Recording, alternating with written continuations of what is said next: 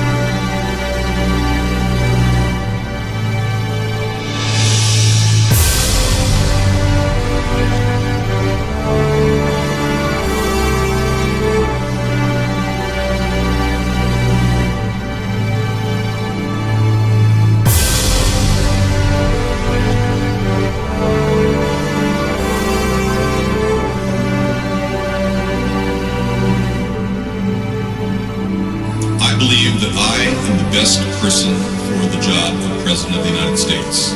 My unique talents give me the ability to be assertive and diplomatic at the same time.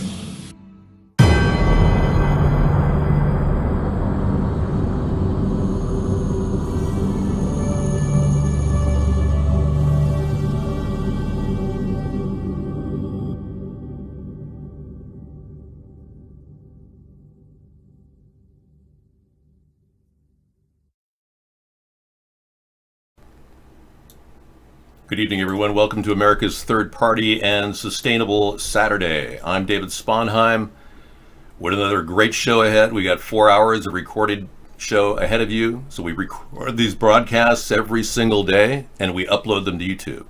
And recording them is really the key. We don't want this message to just die off.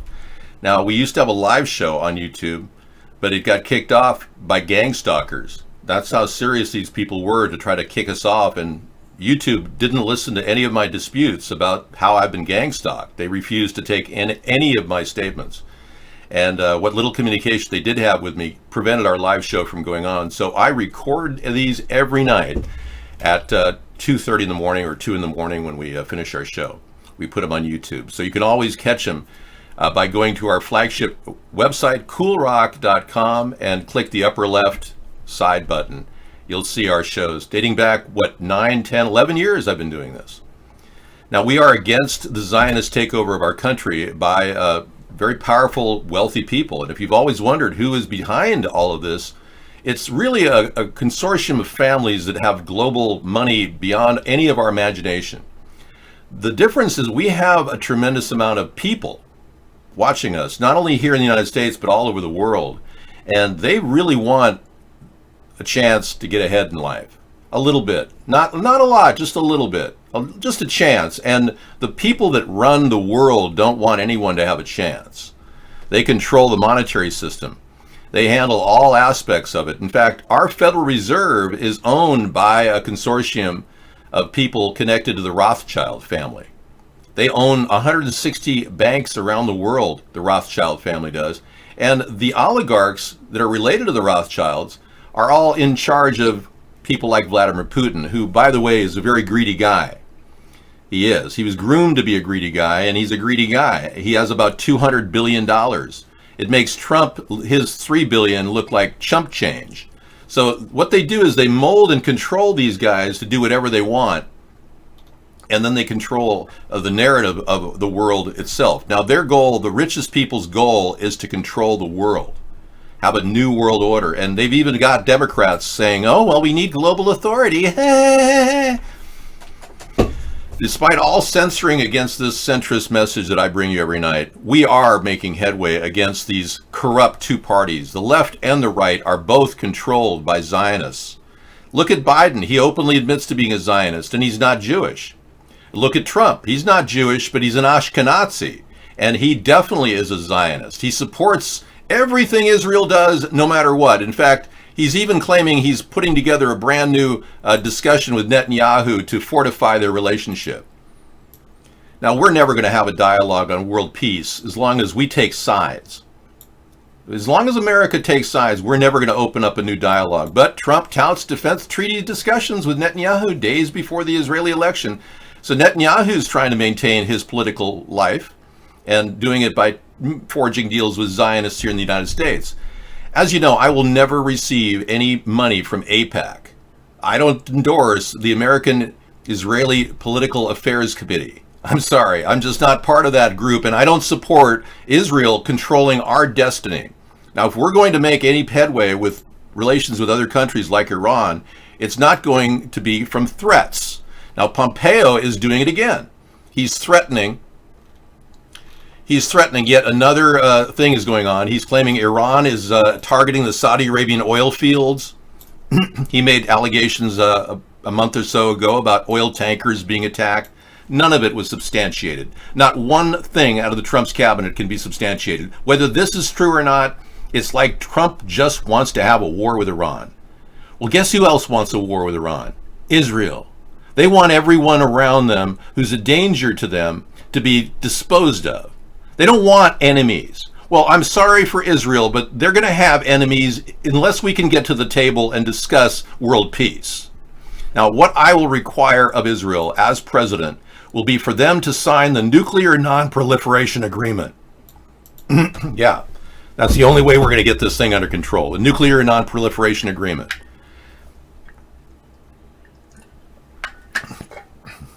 Israel's never even admitted that they have nuclear weapons. They've never even bothered.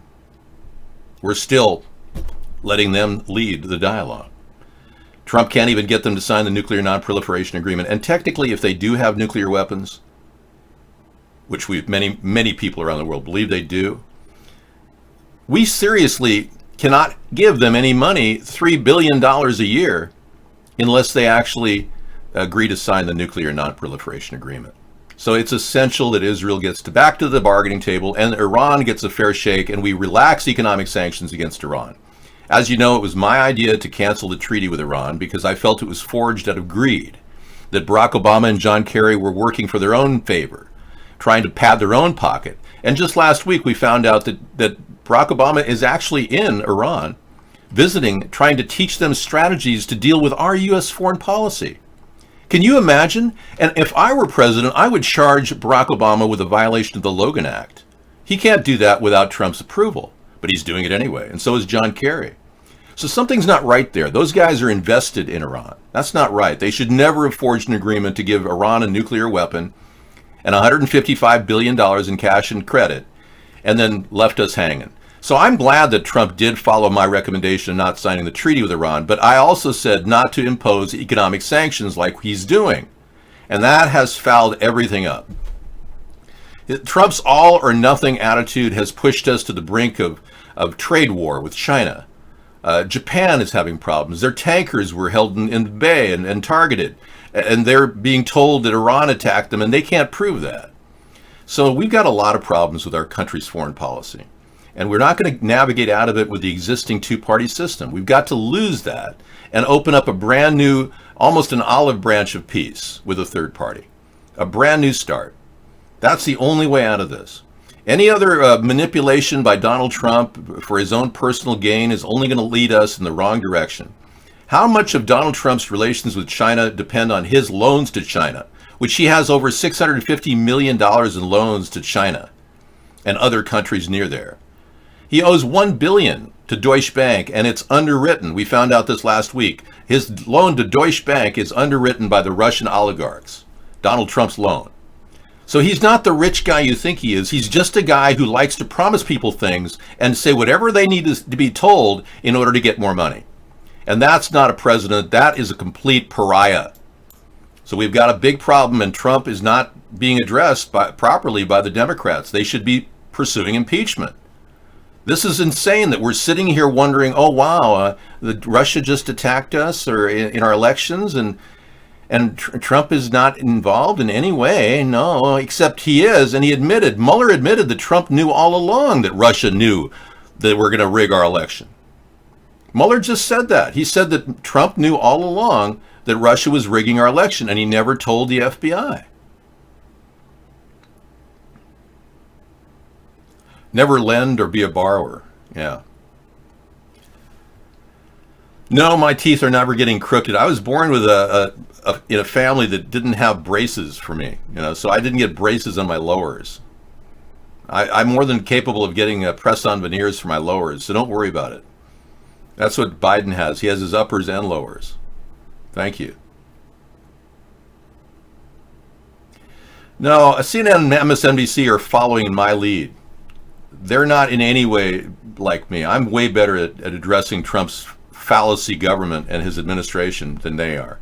And I do this daily. I really am the person that started this entire discussion, and I'm going to continue it, and I'm going to finish it. I'm not going to let this go. No, I was never poor, Khabib. I grew up in a middle-class family that deprioritized things like braces for their kids. So there's nothing to worry about with, many of you, your teeth are going to fall out when you get older, and you'll have to deal with that. So you have to come into grips with the fact that if you want to smile, sometimes you have to get press-on veneers, I'm still working. My regular teeth are okay, but they're yellow from having been fed tetracycline as a kid. Too much caused a depletion in my enamel. But I grew up in a middle-class family back when middle class meant something. Now middle class is like rich in America. Very few people are middle class anymore. Most people are, no, I'm very pleased. My parents were wonderful, but they were middle class, and they both were ex-Marines and worked very hard as teachers. And I wouldn't even have what I have today if they hadn't dedicated 45 years of their life to working and really putting together what they thought was their legacy. So I'm launching this third party from the comfort of my home, which I acquired when I inherited it from my parents when I took care of them. I was the only child that did. The other children kind of said, we don't want to bother. I was the only child that stepped up and took care of my parents for 25 years. So that's why I got a mobile or a modular home gifted to me in the inheritance. That's all I had. I didn't get cash. I didn't get huge amounts of money like Trump did. They say Trump got $430 million from his dad through hook, nook, or crook. He claims he only got $1 million, but his actual estate papers say $10 million. But he managed to move $430 million of his dad's assets into private accounts related to him before his dad died. An expert investigative journalist put that together, and we're still kind of amazed that Trump acts like he's a self-made millionaire.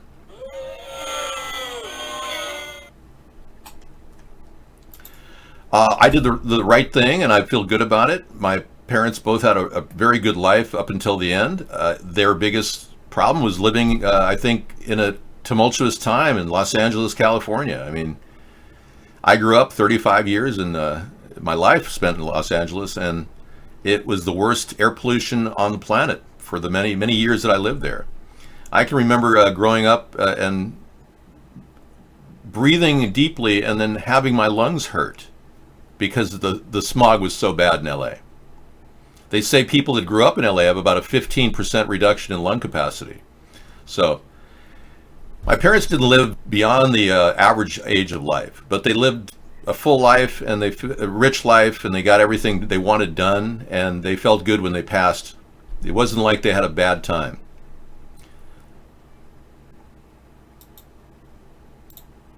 So, in lieu of all the different questions that are brought up in our show, some people don't understand, you can't really broach certain issues in this show without getting banned, especially if you have a unique name.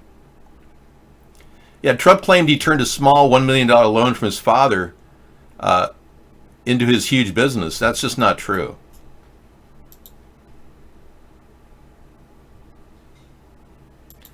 And according to the New York Times, they found it was $60 million in loans.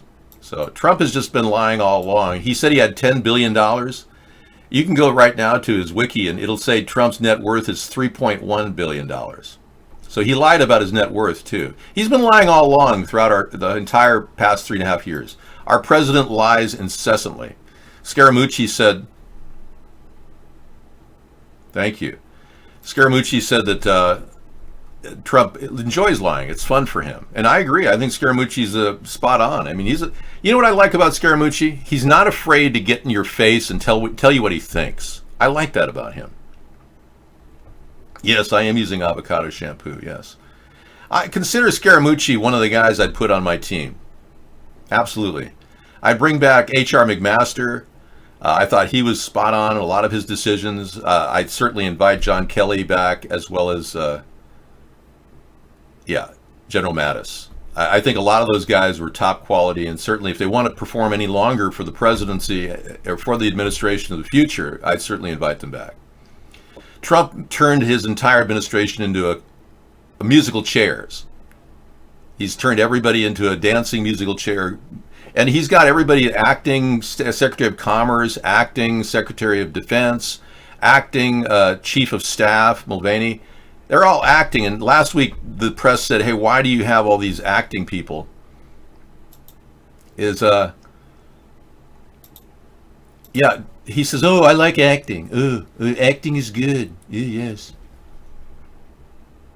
Yeah, Netanyahu's going to fan the flame of war. He's a hawkish candidate in Israel. He's very much a warmonger.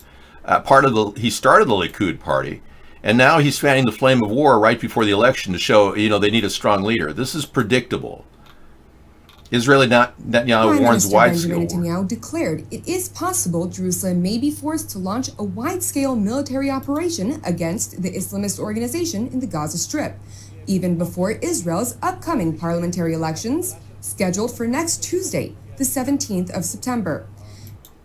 Yeah, it's a strong arm move. It's designed to shore up his Likud party's position, and they're banking on their belief that these people want security in Israel, and they do, obviously. And I don't in any way feel that the politics that Netanyahu is putting out is damaging. I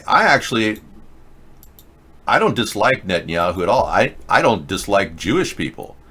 I really feel that, many people who are Jewish are getting a bad rap because so many people have infiltrated the Jewish faith and pretended to be Jews to make money, like the Rothschilds. And that doesn't give good Jewish people, the credit they deserve. You saw Ghislaine Maxwell at the toy section of Walmart the other day? Well, I'll be darned. You're one of the first sightings. How much did she weigh? Because I saw a picture that she weighed a lot of weight. How big was she? Do you know? Would you say she was 200 or 300 pounds, or was she a thin, slim woman?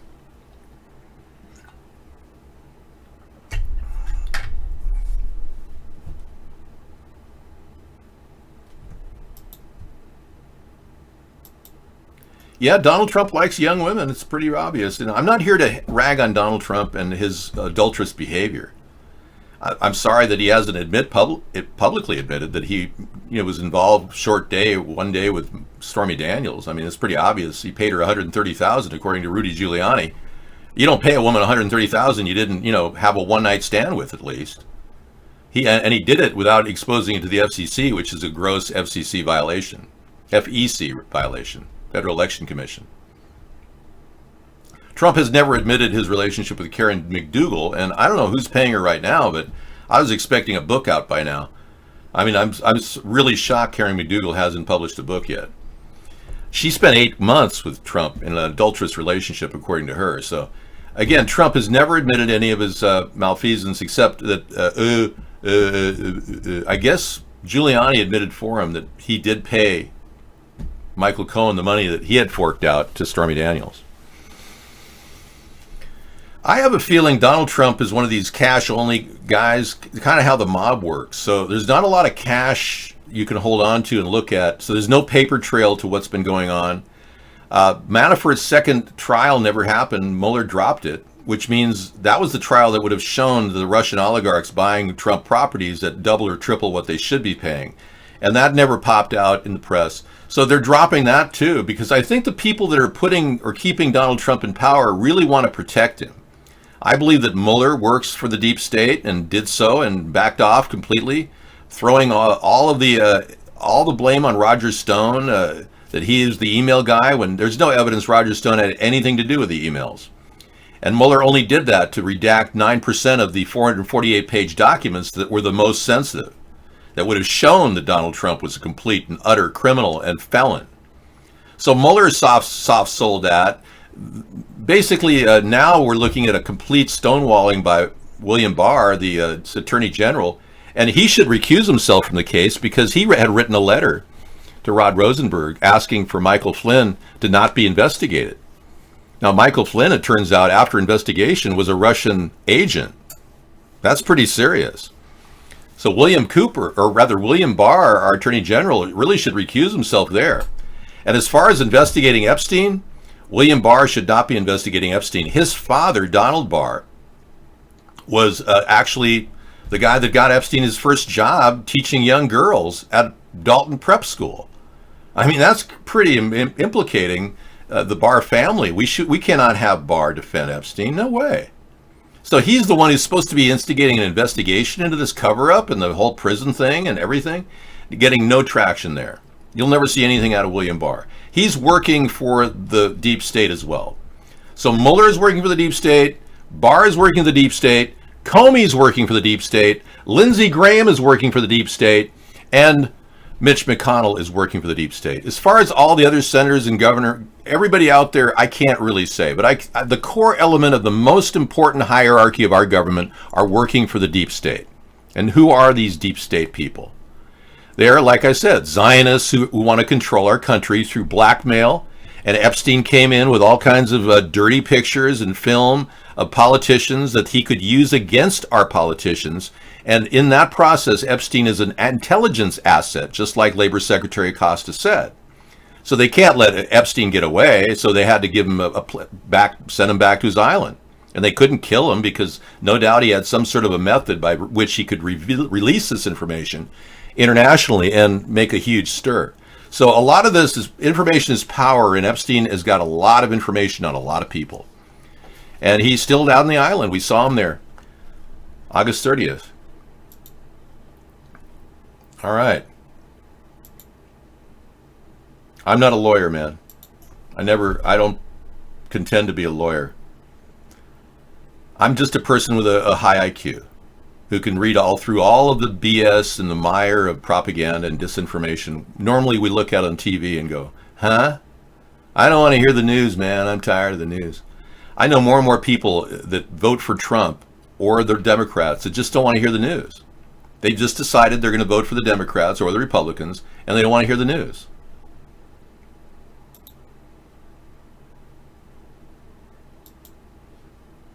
Vaughn just went down, so we're going to be having some problems over there. Oh, we're back up again? Okay, we're still coming in. Okay, we can't get Vaughn back up. It's been knocked off.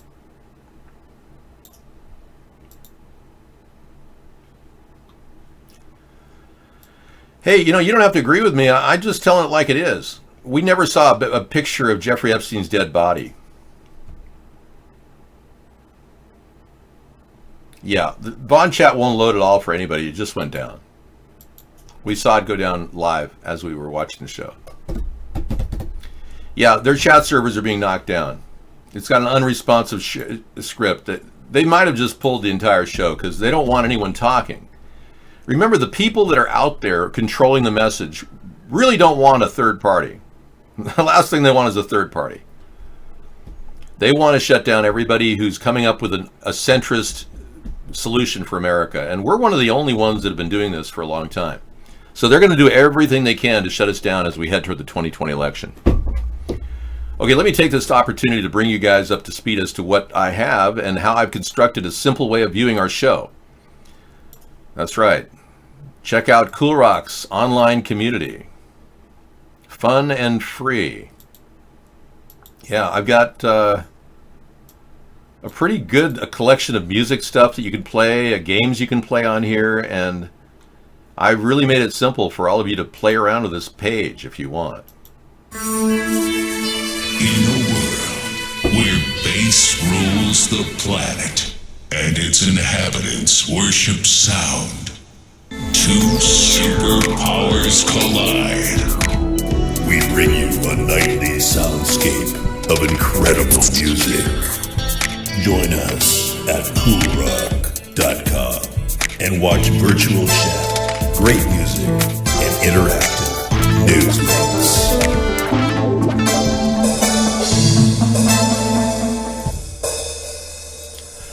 Okay, so we've got a way in which you can actually move anything you want on the page.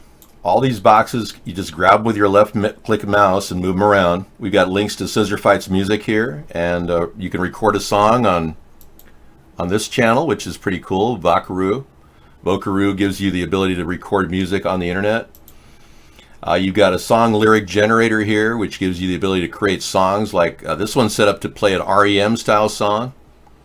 Anyway, it really, you can dig deep into this site and pull up anything you want, any song artist you want, Beatles.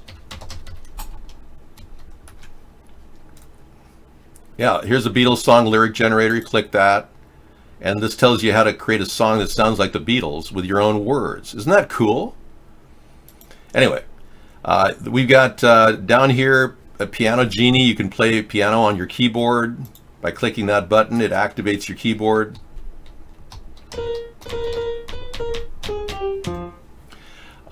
Over here is a cool arrangement of various croutons that give you like very cool visual effects on your computer if you want to have that in the background.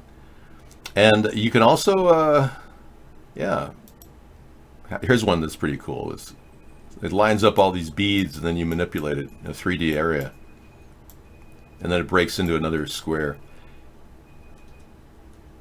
Okay, and then this button in the middle here, right next to the type button, where you can type anything you want. Coolrock. Anyway, next to that right there is a gateway to virtual reality. And this button right here gets you to a whole series of donated virtual reality programs that just give you the access to countless different amazing things. I mean, this one's pretty cool. You can create your own 3D virtual reality with this button. And you can actually go on a learning curve with this. Anyway, that's just part of Coolrock. At the top of Coolrock, we've got games galore. Now,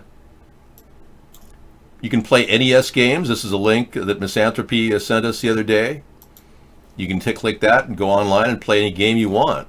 Isn't that cool? And then this is also Web Oasis is a really cool site that takes you to a gateway on the internet, taking you all over the globe. Every aspect, every single page will take you to a lot of information sharing, from web design to internet chat, news. There's a program here, let's see if I can take you down to it, where you can teach coding to yourself. Yeah, free tutorials right there.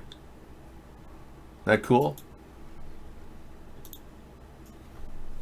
Let me give you a link to that directly so you can just take a look and learn directly off the internet.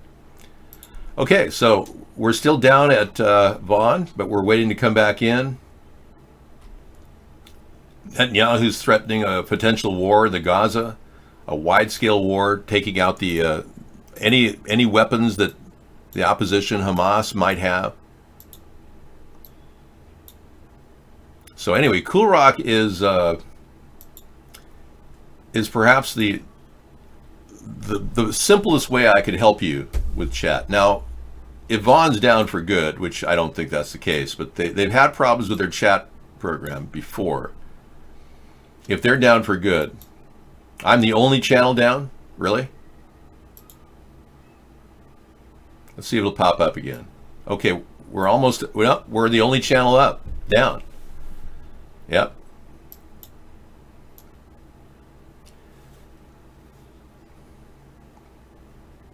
No kidding. So I've been knocked off of Vaughn. They're keeping me down, and they're doing it for a reason, because they don't like what I'm talking about. Part of Sustainable Saturday is for you to understand that all wars are bankers' wars. And these people have been financing warlike behavior, even recently with the development of more intermediate nuclear weapons, which is absurd. In a time like we're in, we should be moving toward denuclearization. Trump can't even pronounce the word denuclearization. He calls it, the big word thing. When asked how come he hasn't approached Netanyahu on this, he just says, I want to do, we're going to do the big word thing later. Did I say Netanyahu? I meant Kim Jong-un. Kim Jong-un, thank you. He hasn't approached Kim Jong-un about denuclearization, which is pretty odd, considering he has such a good relationship with him. He's good friends with Kim. I mean, what a joke. The guy's a total, absolute liar. And we've got him as a president. We are totally being led down the road to ruin with an imbecile for a nation's president. Hey, we've got we're the only channel down on Vaughn, so you can watch it in real time. We're being censored heavily. But Sarah's here to kind of talk to the chat, and she does this normally. If you guys can get into iVlog, that'd be great.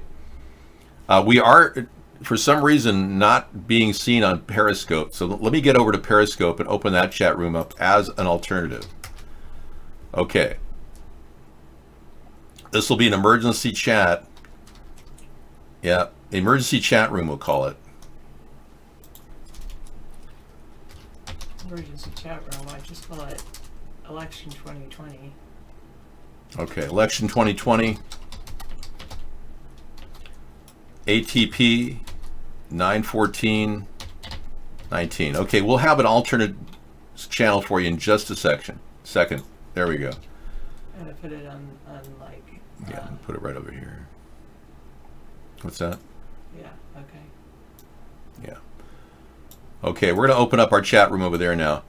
You guys who want links to it can get it at Cool Rock.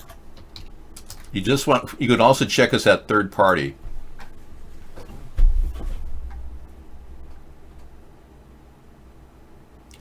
If any one of us is DDoS, which doesn't work on Cloudflare hosted sites like BeLive, then we are all DDoSed in Unity. I don't think so. No. Cloudflare can't block your chat here. So if you got into iVlog through Cloudflare, it's blocking you, you can get into our chat through our Cool Rock page. Yeah, Cloudflare, it doesn't have the ability to intercept the scrim we have in front of it called Cool Rock. So if you're in Cool Rock, you could probably get into the chat room. Meanwhile, I am going to say hi to our new viewers over here. Yeah, iVlog isn't being hosted by Cloudflare? Well, that would explain it. Yeah, maybe Cloudflare is being mega DDoS. I think there's an L in there. Flare. Cloudflare, yeah. Cloudflare? Flare. Okay, Cloudflare. Whatever you want to describe it as, they don't have the ability to actually necessarily block everything, but apparently they're doing it. So maybe they upgraded their tools. Maybe they have a server down or something. More than likely, the server's down over at Vaughn. So many of you people who are watching us at Vaughn, and it still says I'm recording at Vaughn, so maybe many of you can see it. Go to our @ThirdParty site on Twitter. Have you tried to get our link to Periscope? So if you want our link to Periscope, just go to @ThirdParty, and that'll get you there. So if you're on Twitter and you want to check out twitter.com/@ThirdParty, that'll get you your... Okay, let's open the cams. All right, thank you. Here we go. Okay. Sarah's going to take over while I cook some dinner. I'll be back in about a half an hour. Thank you. And you can just talk about anything on the internet. Pretend like people actually are chatting with you. Yes, I will. Thanks. Famous argument against free will has been debunked by The Atlantic. Maybe I'll read that depending on if they want to charge me money or not. Okay, and then I think I'm going to open up a new browser and just try to go to VonLive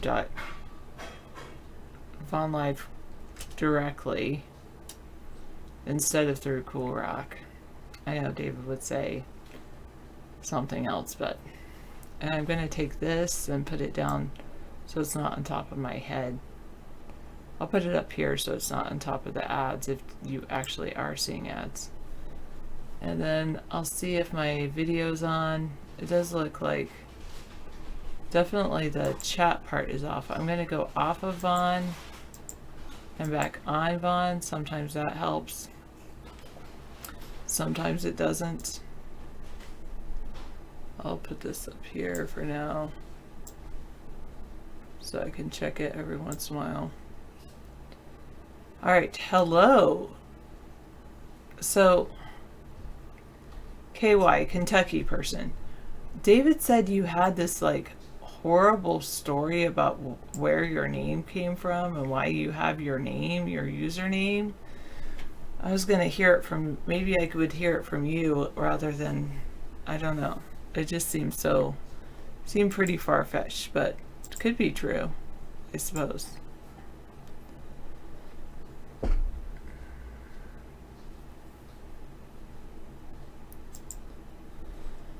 I'm going to a new version of Google News is available. Pompeo is blaming Iran for drone attacks on Saudi oil field. Trump brings up possible defense treaty that could boost Netanyahu's election bid. What if Biden, Bernie, and Warren were the only 2020 Democrats left? Facepalm, that's what. No! Well, obviously it would open the room for way for a third party because seriously, give me a break. Could Beto O'Rourke actually confiscate assault weapons? No, I don't think so. Attorneys for drug companies want federal judge in Cleveland booted from a massive opioid litigation. Well, maybe because that judge is like against opioids. Hong Kong protesters clashed with pro-Beijing counterparts. Oh, he's like pulling his hair and stuff like that.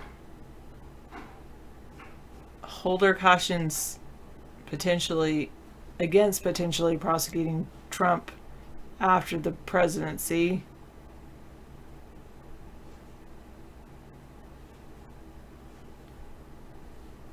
Yeah, I think you just...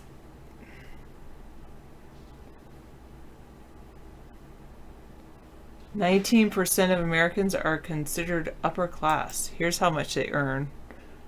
Well, how much do you have to earn to be considered upper class?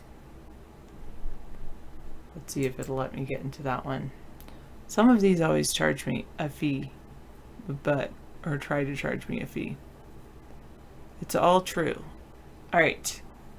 Thanks. Here's how much they earn.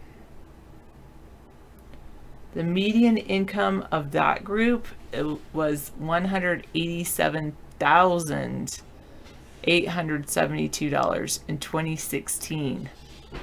That, I know, I saw Vaughn crashed, couldn't reload. Well, man. That is more than double the national median. And after incomes have been adjusted for household size, and smaller households require less money to support the same lifestyle as larger ones. Half of American households are considered middle class, 29% were lower class. Median income of middle class households was $78,442 in 2016. For lower income houses, it was $25,624 in 2016. They're scaled to reflect a 3-person household. I figured it was all of Vaughn's sites. Okay, maybe people will check it and let me know if it works again. Hello, baby girl green eyes. Can you see my video, baby girl green eyes? Give me like a thumbs up or something over at Vaughn to let me know if you can actually see my video on Periscope, because I don't know if I can. Dude, You were in the Flute Girl show a minute ago and Tech Corner, and they're both down? Yikes. Sorry.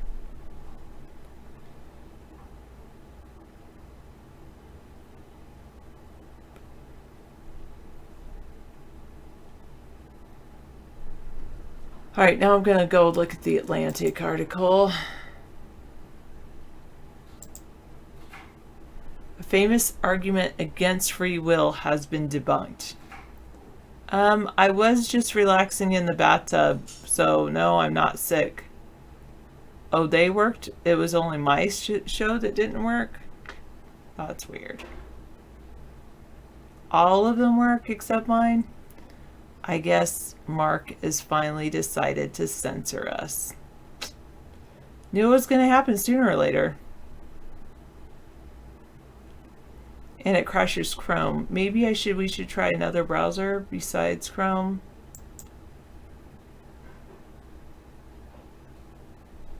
No. And see if that works. I can do that.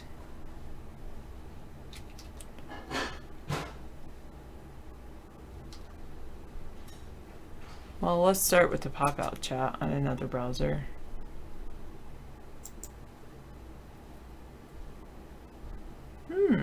Maybe.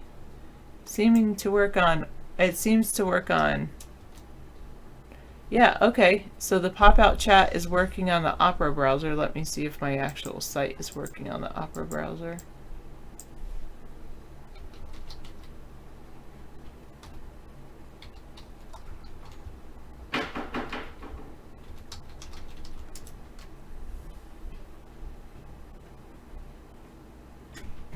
Let's see. Hey, no. Maybe, no. The pop-out chat was working on Opera, but it's like partially working. Could I get rid of some of those, please? August.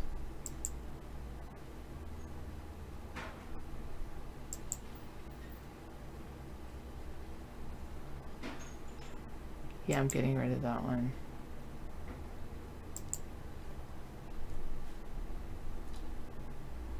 Yeah.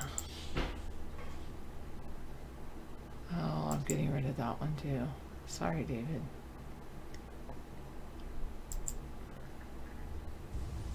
I'm incredibly saddened.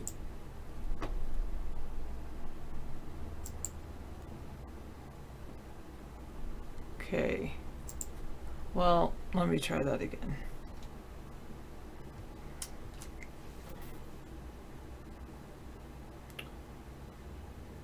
You told me not to talk so much about the Ashkenazis. It's not me. It's David. Okay, that was working for a moment, but I don't know anymore. Minimize that and I'll go back to it. For decades, a landmark brain study fed speculation about whether we control our own actions. It seems to have made a classic mistake. This is by Bahar Golipur, just a couple days ago on September 10th, and he wrote for The Atlantic. The death of free will began with thousands of finger taps. In 1964, 2 German scientists monitored the electrical activity of a dozen people's brains. 12 people? Come on, not a good study. Each day for several months, volunteers came into the scientists' labs. Volunteers? Okay, whatever. At the University of Freiburg to get wires fixed to their scalp from a shower head-like contraption overhead. The participants sat in a chair tucked neatly in a metal toll booth with only one task: to flex a finger on their right hand at whatever irregular intervals please them, over and over. Up to 500 times a visit. The purpose of this experiment was to search for signals in the participants' brains that preceded each finger tap. At the time, researchers knew how to measure brain activity that occurred in response to events out in the world. When a person hears a song, for instance, or looks at a photograph, but no one had figured out how to isolate the signs of someone's brain actually initiating an action. The experiment's results came in squiggly dotted lines, a representation of changing brain waves. In the milliseconds leading up to the finger taps, the line showed an almost indetectable faint uptick, a wave that rose for about a second like a drum roll of firing neurons, then ended in an abrupt crash. This flurry of neuronal activity, which the scientists called the Bereitschaft potential, or readiness potential, was like a gift of infinitesimal time travel. For the first time, they could see the brain fretting itself to create a voluntary movement. Okay, sorry. Soul Child, you're talking about a deck collapse in New Jersey. All right, I'll look at that one. And then I think I'm going to open up, sorry, Atlantic, I like you, but I closed out of it because a little too much reading for me. It is about the brain, but while I was doing that, I thought to myself, I should be reading about what I'm really interested in, which is understanding computers and networks. Okay, but I'll read this one and show it to you even, that Soul Child shared with me.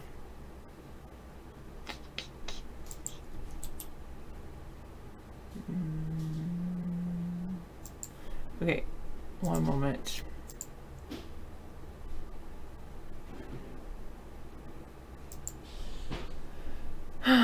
From Russia Today, at least 21 were injured after a multi-story deck collapsed on the Jersey Shore.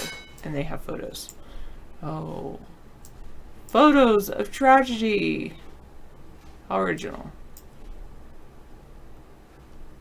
Police, an emergency vehicle. Multiple people have been pulled from under the debris of a 3-story deck in Wildwood, New Jersey after the structure came crashing down, injuring over 24 people, including 3 children.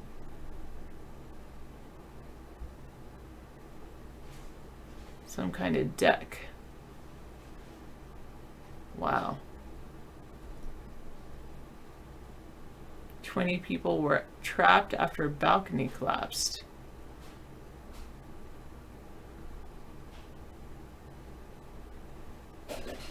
Multiple decks collapsed, they say.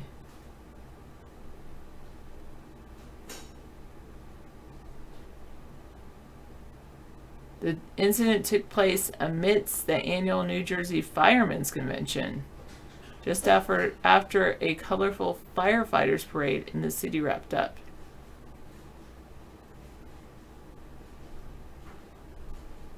Okay.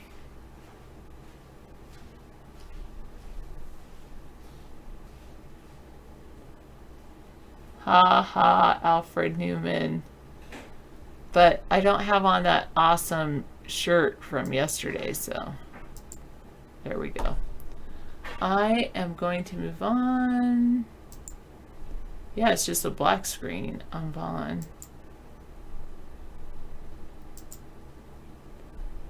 I try to...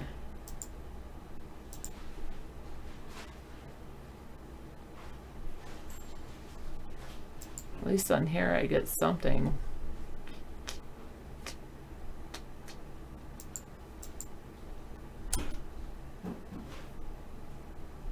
How about this? I go back. Back. I don't know.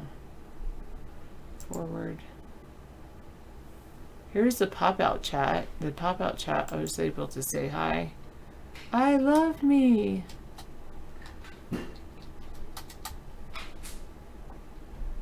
I love my life. I did get that. David's being censored. I get to hear about it for the next 6 months. Yes. Okay. Anyway. But nobody else. I am not able to see any other chat, so. If you hit refresh periodically, it might work. Yes, that's true. All right, I am going to go to just a plain old search engine. It's possible that this isn't even a DDoS. This may just be an overload on their system because our site is that popular. That's true. You're overloading our system, David. I'm glad people can go to Cool Rock, though, and see our site, which is good. We have a backup plan. All right.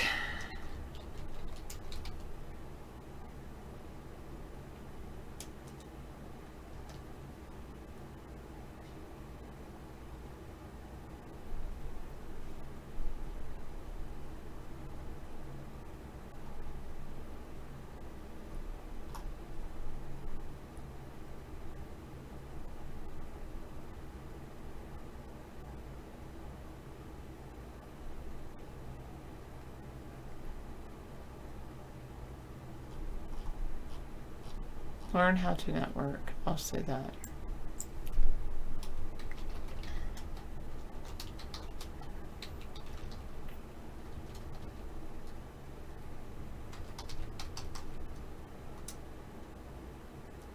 On Minecraft, I don't know about Minecraft.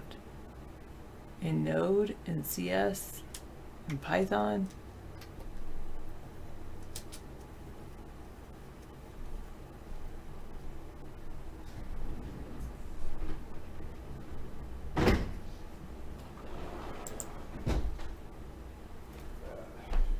Okay, the cost to rent a small business server is $100 to $200 per month. For purchasing a server, it may cost between $1,000 to $3,000 for a small business.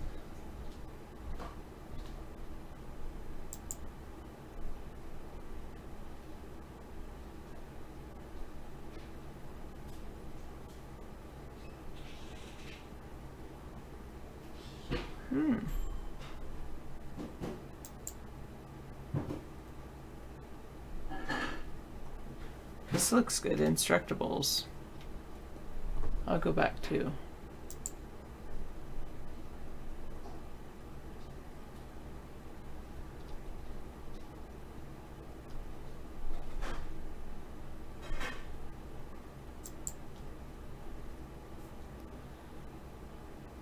From the scratch.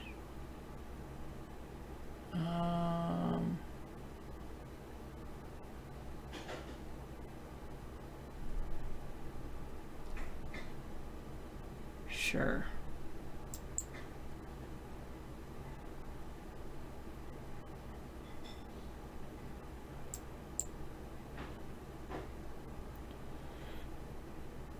David's being censored on Vaughn Live, so I'm going to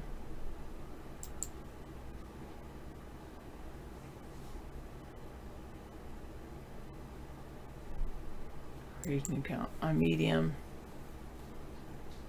Select all the topics you're interested in reading about: cryptocurrency, science, makers maybe, money, technology, yes, programming definitely, travel, no, mindfulness, I could write about mindfulness, comics, no, women, no, basic income, maybe.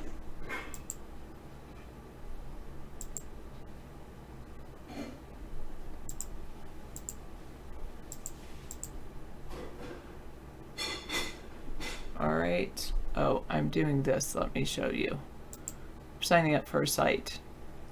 What am I interested in learning about? Books, film, media, book excerpts, TV, health, food, podcasts, maybe. Mental health, productivity. I sometimes like reading about that. Machine learning, definitely. Politics, definitely. Digital life.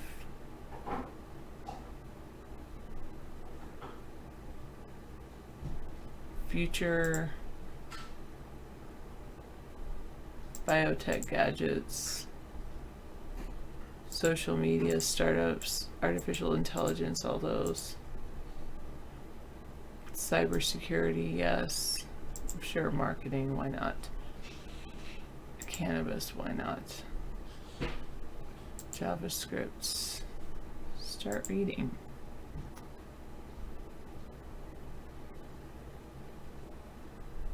Okay, you don't really want to see this. I know, so I'll just read it to you. HTTP server, everything you need to know to build a simple HTTP server from scratch. Client, server.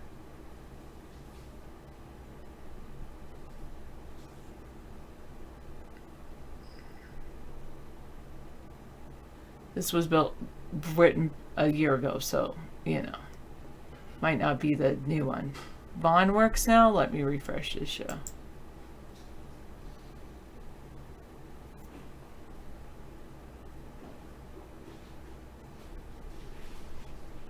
And move this over here. Yay! It works. Thank you very much. Oh my goodness, kittens. Mew, mew, mew, mew. I think that is Dr. Meow. Thank you. Took you 17 tries to get in the show. What is going on here? Show is censored, full of scam. Click ads. Okay. 15 minutes, chat. You're very much appreciated. You have chat. Maybe it is running out of Bitcoin. Maybe I need to learn how to create my own server so I can make my own backup.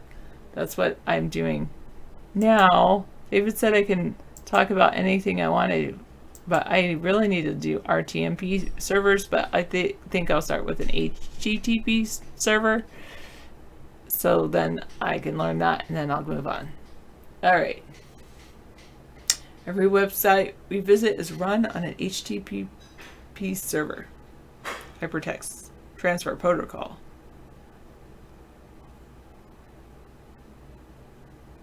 Oh, he's learning how he can censor us, huh? Could be a new feature of censoring. He's like, how can I purposely censor David? No, I don't know. Many programmers at some point or the other may get curious about how HTTP servers work and how to build one from scratch without any external libraries. This person that wrote this is one of those programmers. Sorry, Mad Dog, for calling you weird. But anyway, never mind. Maybe I shouldn't apologize, because if I were really sorry, would I have done it? What is the next holiday? Veterans Day. So did it rebuild at all? Yes, it's back up, David. Good. Okay, great. Yeah, I think they were just hit by too many people at once. Recently, this person started using Node.js JavaScript for projects. While using it, you got curious about how HTTP servers are built, how HTTP servers work, and the next question is, how can I build an HTTP servers from scratch? Is it possible for beginners to build one? Is it even possible? The answer is yes! Yes! Oh wait, I do have to show you this.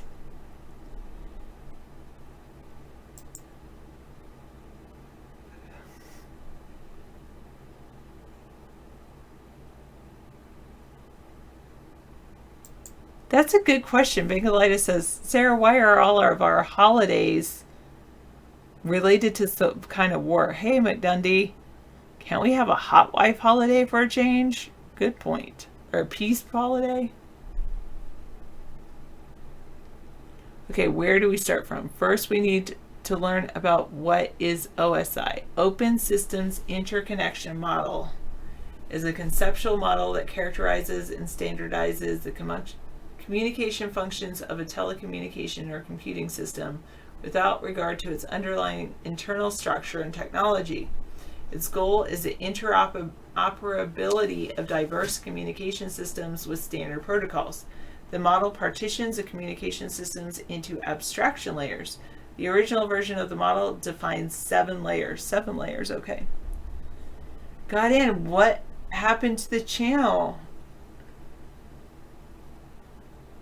Yeah, Christmas true is not about war, it's about peace. That's true. And New Year's.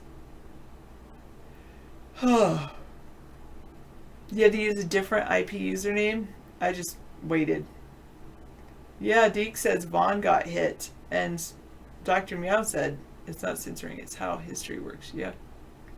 You have the right to speak, they have the right to not listen. Right. Right. To implement HTTP, we only care about 4th layer, transport layer. I do want to know about the 7 layers though. Do I want to know just about transport layer? I guess so. Okay. Sarah, you can learn about the 7 layers later. Just focus on what's in front of you.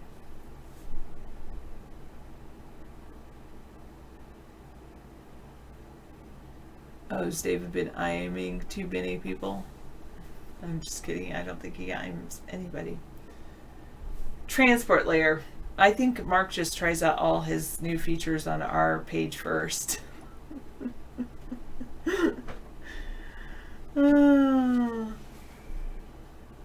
The transport layer is primarily responsible for ensuring that data is transferred from one point to another reliably and without errors. For example, the transport layer makes sure data are sent and received in the correct sequence. The transport layer provides flow control and error handling, and participates in solving problems concerned with transmission and reception of packets. Common examples of transport layer protocols are Transmission Control Protocol, TCP, User Diagram Protocol, UDP, User Datagram Protocol, UDP, and Sequenced Packet Exchange, SPX.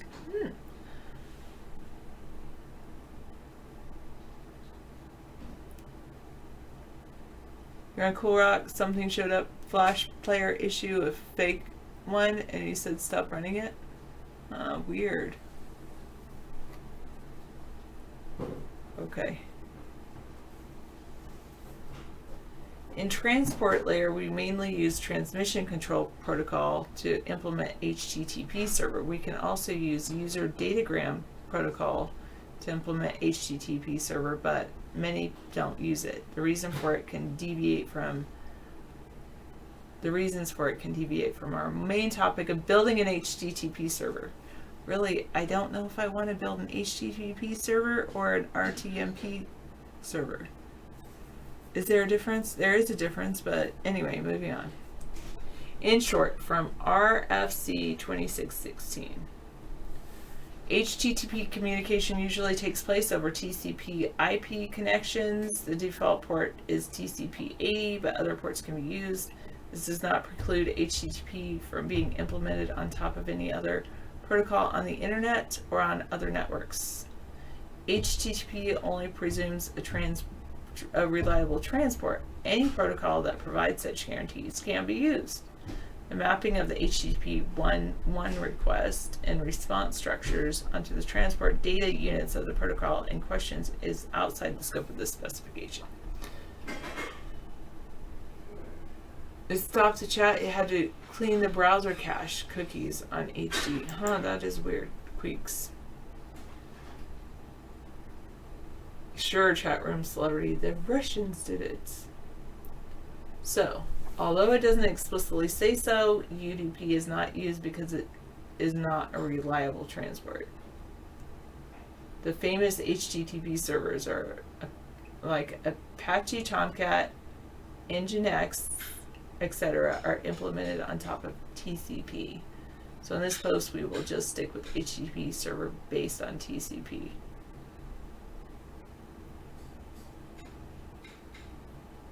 Ah, that makes sense. A lot of users do not know how to stop the background script. That's why only a handful appear. Okay. On RFC, a request for comments in the context of Internet governance is a type of publication from the Internet Engineering Task Force and the Internet Society, the principal technical development and standard setting bodies for the Internet.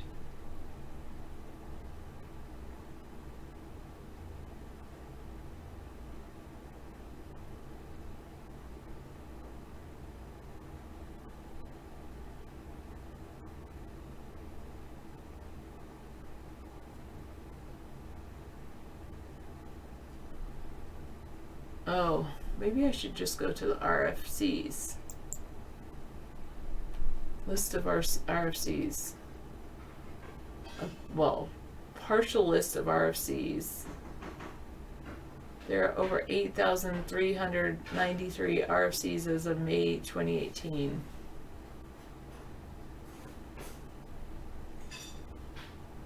I don't want to read all the RFCs. Do I? No. That's not a good thing, Sarah. Maybe you just want to... Okay, go back to this page since you're in there.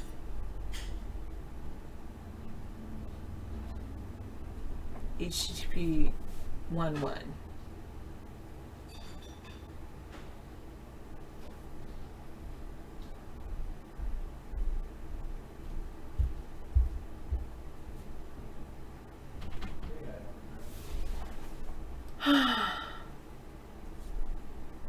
Just relax for a moment before we dive into coding.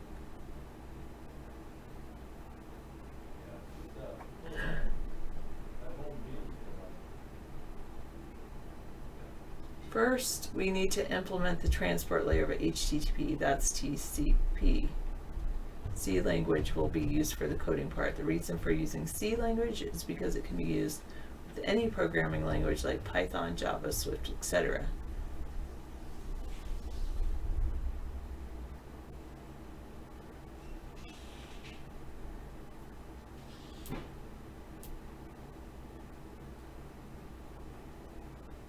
Meow sound for the new IM system, please.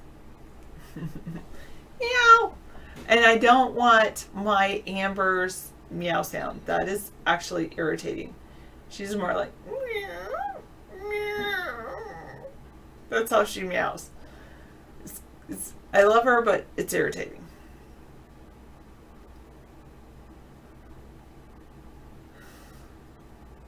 Ooh, roar. A roar might be good. Actually, a musical tone might be very good.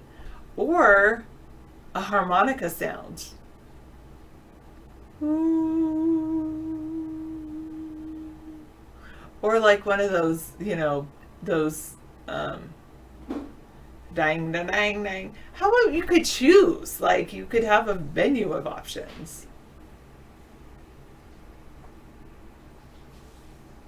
We are Siamese, if we please. Meow. Yeah, that's probably a good idea. Oh, he likes my menu of options. I mean, everybody's individual. Actually, it was pretty cool. I've just been listening to this audiobook on the way to and from school. I like to listen to audiobooks in my car. And I know it takes 4 more years to code, but okay. Anyway, it was the one I'm listening to right now is called The Innovators, and it's all about like from the inception of computers, before computers were even computers, and it goes all the way back to, well, I was taking a shower for part of it, but it went back to like Ada Lovelace, aka Lord Byron's daughter, and then it goes into other people, including Grace Harpy. I think it's Harpy. What is it? Grace.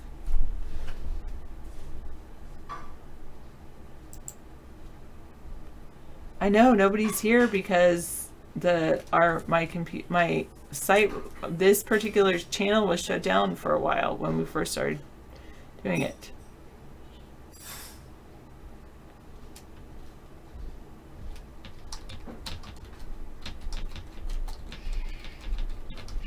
She was considered the first, Grace Hopper, considered the first programmer. One of the first programmers of the Harvard Mark I. She invented one of the first linkers. Oh, don't let David know that. Someone did some kind of scripting in our show.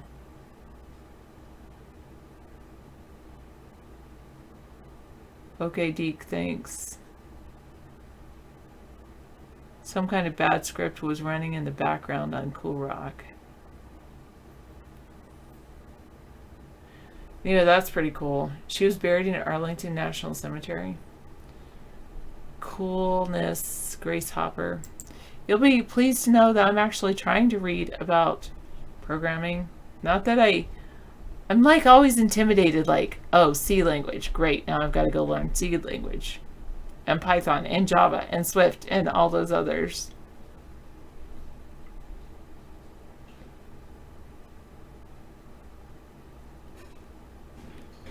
Oh, the code they will be implementing, though, is for... I want to make a video chat server like Vaughn has. From scratch. Zeros and ones. What else you got to know? True New York Viking. But I think there's more to it than that.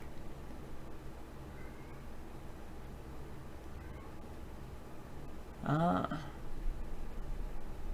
Oh, thank you. Top 15 educational technology blogs for teachers.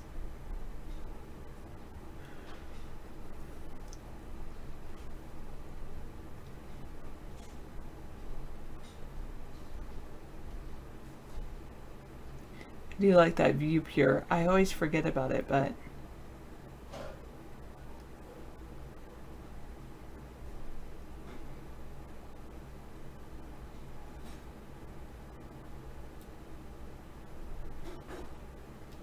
I love free technology for teachers, Edutopia.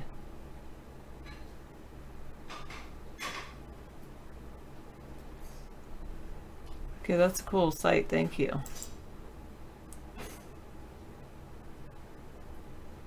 The lag is back.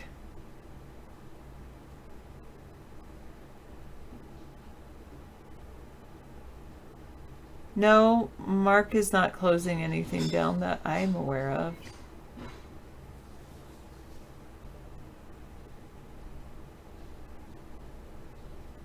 I've got to know a lot, New York Viking, if I want to make a... I'm glad you're on camera. Hello. I need to know a lot more, though, if I want to make a server. Especially chat server. I'm not like the creators of iVlog or Vaughn Live or Periscope yet.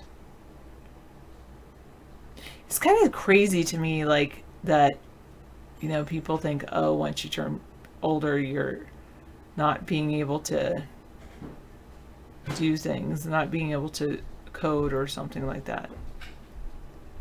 Oh, $25 open source Linux smartwatch. Nice. Oh, the Pine 64. They're making a smartwatch. You like that Pine 64 one? I don't. Fine time. I don't like it, no. I don't like anything with radio frequencies on my body. Although it is a better alternative than to have a Bluetooth phone, you know, like a little Dick Tracy watch from the 1930s is here now. Imagine the 5G made in China. Yeah, well, the fact is most things are made in China, so why wouldn't 5G transmitters be made in China? Okay, $25 open source Linux smartwatch coming soon. Really? $25? Seriously? Well, that is interesting to me, Sarah. That Pine watch is interesting. Yeah. I'd like nothing more than to look at my watch and read my email, you know, and then see all the death threats. That'd be great.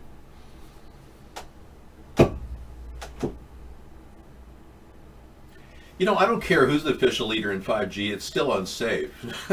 You know, no matter how you cut it. Yeah, I understand evil dominates the planet, so we have to actually make sure everything's safe.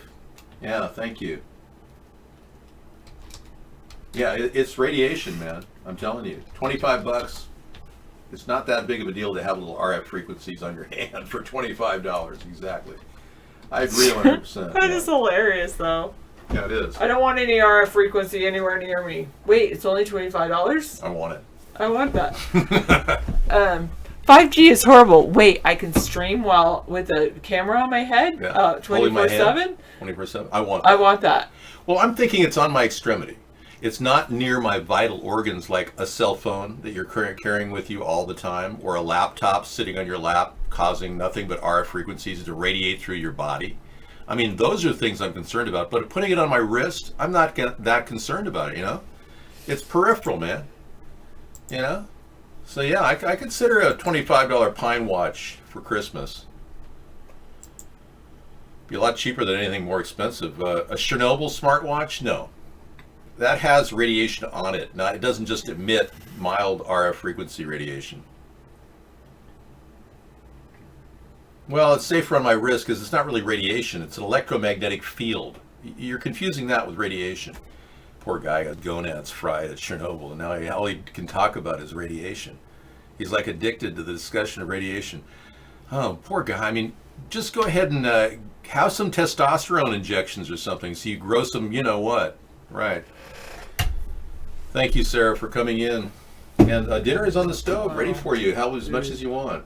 We got our chat room back up and running. I got dinner for you, shrimp and ground sirloin, and some pasta from the other night, and spinach, and some more yellow squash. Oh, good. So we got the whole deal. Should be very filling. That. Thank you. Get out of here, Sarah. No, I'm not telling you to get out. Well, that was a Vaughn thing, Queeks. If you guys are watching on Cool Rock, Vaughn had a script error because the chat room was knocked out from the overwhelming. Thank you. You're welcome. The overwhelming attempt for people to get into our show. It's overwhelming Mark's servers. He can't even hold back the tide of people to get in here. Radio 1010. Sir, we are off the coast of the Bahamas using a 1,000-inch projecting screen on bow and stern of the USS Baton. Wow. Please speak to the people of the island. Give them hope, sir. Ship to shore. Broadcast. Third party live. Radio 1010. Thank you so much. Wow. I'm going to take you literally because I know you guys are suffering immensely out there in the ocean, and Trump isn't providing you any salvation or help. Now, I can't do this for you right now, but I have an idea that could help people in your situation directly. It's an idea I've had for many years, and as President of the United States, I will implement it. Food directly to the people in your area in the form of small bags will be delivered. Now, not necessarily on your ship, but to the Bahamas themselves. You guys are on the ship ready to deploy, and you could probably provide these types of food items directly to the people if we could get them to you on board the ship as well. So airdrops is just the fastest way to people in need. And I came up with this idea when I first started this effort, and I believe it can be done. In fact, the government has something very similar in place. We just have to get Donald Trump to do this. Donald, if you're listening, I want you to send people food on direct flights from the Air Force. Amazon, you guys can start donating to the Bahamas too. Amazon.com. Maybe Jeff Bezos could possibly get clued in on this. There's got to be extra stuff that you can drop in the Bahamas, folks. Do something, because these people desperately need hope and a place to, shelter is a big problem there. I understand you guys got hit by a second wave. Yeah. You're in the second storm area. They're having another swell. The Bahamas are under another serious tropical storm situation. Bags of cooked brown rice would be better than uncooked. But hey, Viking, New York Vikings in. Taking advantage of our hot cam. You got your mini cam hooked up, New York Viking? Right on, man. Putting the face to the name. Excellent. Right on. Peace to you. Yeah, so the Bahamas would normally get relief from our country. If I were president, I wouldn't stand out and say, no, we won't accept anybody with 3-month visa passes into the U.S. Being such a close ally and have been such a big support for us, I would, of course, offer asylum to all the people, whereas Trump is not offering asylum. I'm not saying amnesty. I'm saying a 3-month visa, which is what they by right have, and Trump moved quickly to take that away recently, this past week. So we're seeing a major problem in terms of Trump turning his back on immigrants. And we found out from Ad the One the other night that, just last night, that anybody who's coming over here with some sort of an operation, just to have special treatment, their whole family is being told to leave now. Yep, he's a Viking, a New York Viking. So their whole family, immigrants are being told their whole family have to leave if one of their family members is having a heart transplant or an ocular implant or God knows what, you know? Well, particle and photon radiation, we're talking about wave and particle formations of radiation. I don't think we can really say one is better than the other. Yeah, and I want to thank Tiddly D for his work on getting us up and running on a pro account. Thanks, man. Tiddly D is in with his, he just made an appearance. Thank you. I think the fact is that they're chanting third party. Excellent. We need a brand new centrist party to unite this country. Never before, thank you, Radio 1010, never before have we seen such division in our nation as we see today.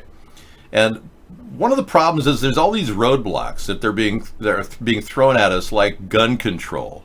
And I'm not a big gun control fan because I believe that the right to bear arms is an inalienable right guaranteed in our Constitution. The Democrats don't seem to get that. So with a centrist party, we won't have that barrier. We won't be talking about gun control. We won't be diverting discussion to the rights of lesbian, bi, gay, transgender people. That's a side issue that's a minor issue relative to the big scheme of things. The Democrats have fallen into communist thinking too, thinking the government can bail everybody out like Obama did with the big corporations. And it's left our country running out of money. We're still running on borrowed money. Under Trump, now it's even worse. So the Democrats and Republicans have proven to be incapable of handling the budget, which has been a big problem. And one of the reasons why I started this third party, because I believe that we can actually get out of debt, slowly or quickly, depending on how the Federal Reserve reacts. The Federal Reserve is really the benchmark connection to the World Bank. And I believe we slowly can transition to an infrastructure bank offering 2% loans to U.S. citizens and U.S. businesses, hiring U.S. citizens at a living wage of $15 an hour. Plus, if you don't want to work, there's all these people that are sitting there on the street that don't have any money. We'll make it possible for even homeless people to collect $500 a month with mobile mailboxes as well as email accounts. We want to give everybody some sort of a place and a little hand up so that they can get out of the situation they're in. I can't provide housing. We can just create the opportunity for housing with our homestead renewal plan, which is a concept that I created a few years ago to stimulate growth in our home sector and get people $15 an hour jobs right out of the chute. So we've got that as well. Renewable energy solutions, you name it. We've got solutions to the country's problems with brand new technologies that could be deployed in creating new jobs, like these vertical windmills we can put on top of electric poles. This is an original idea I came up with. This is a Savonius windmill that's an open source Creative Commons license. We don't have to pay licensing fees on this. We put them on the electric poles and they'll generate electricity in windy areas, not in hurricanes though.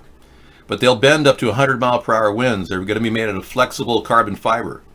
So if the 100-mile-an-hour winds are spinning it'll bend and then actually go like that. It'll become like a web, and it'll go with the wind. It's going to be an amazing new technology, which we hope to generate electricity throughout the entire grid. But these are ideas that we're not going to get from the Democrats. They just don't have any ideas like these. All right. I can't make a fresh channel on YouTube because YouTube already did do that twice with me. They shut down my channel. They openly banned me, or rather, they banned one of my videos, but they purposely knocked my subscriber numbers down. YouTube is run by the government. They don't want a third party. The US government does not want a third party. The last thing they want is something like a third party to break up this duality, the separation, the factionalism. The people in charge of our world, the richest people, want us to divide us, and they want us to fight. They don't want us to get along. They want to make us think that the Republicans are really bad or the Democrats are really bad.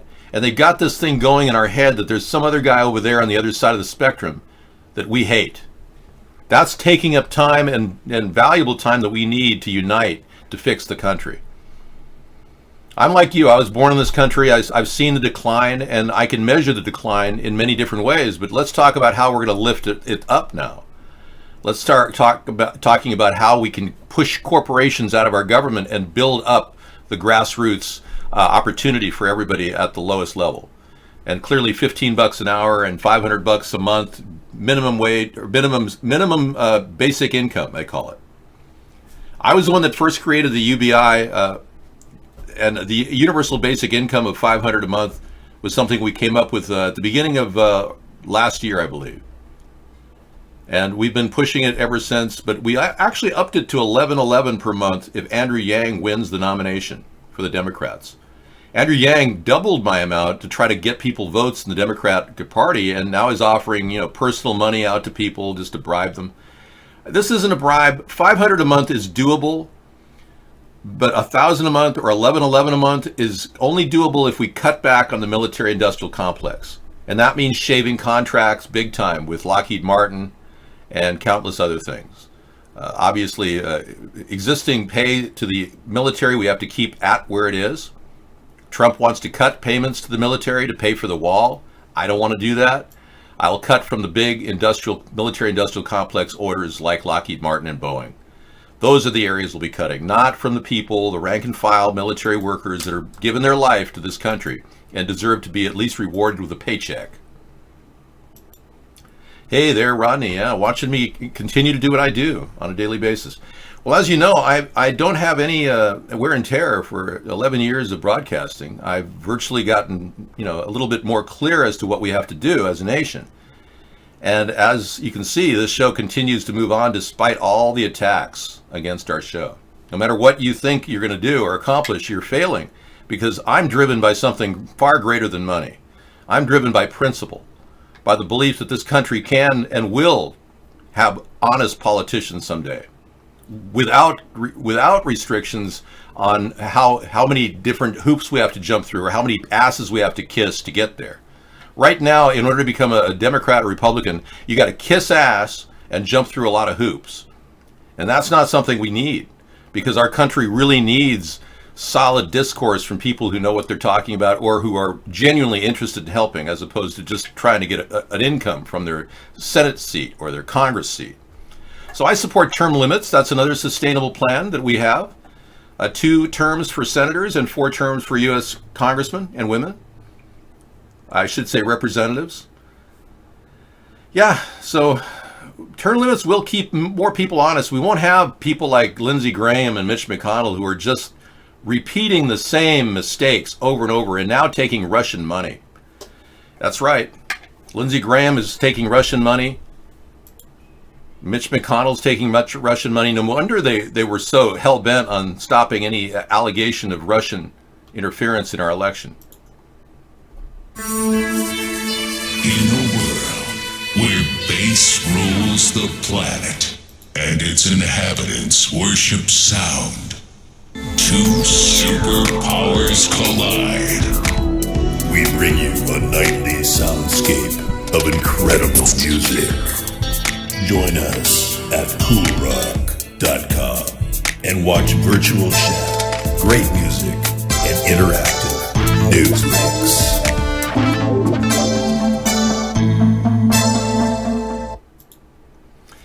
So Sarah definitely graduated this past week. We have the gif of her making her big yeah move, and she's very proud to have her master's degree now, and I'm really proud for her too. Yeah, she worked very hard, and it's amazing she did it in 15 months, which is really quite quick in order to get things done. ICE fails to properly redact a document revealing the location of a future urban warfare training facility. Wow. Here we go again. They've been planning FEMA attacks in our country, and this is pretty serious when we've got something like this taking place. Let's listen in to what this is all about. ICE arrest stopped. Okay, that's different. That's a story about ICE. The U.S. Immigration and Customs Enforcement Agency failed to redact a document for at least the second time in less than a month after trying to redact the location of a future urban warfare training facility that is expected to include hyper-realistic simulations of homes, hotels, commercial buildings in Chicago and Arizona. Wow. So they are really planning on a FEMA takeover, martial law in our country.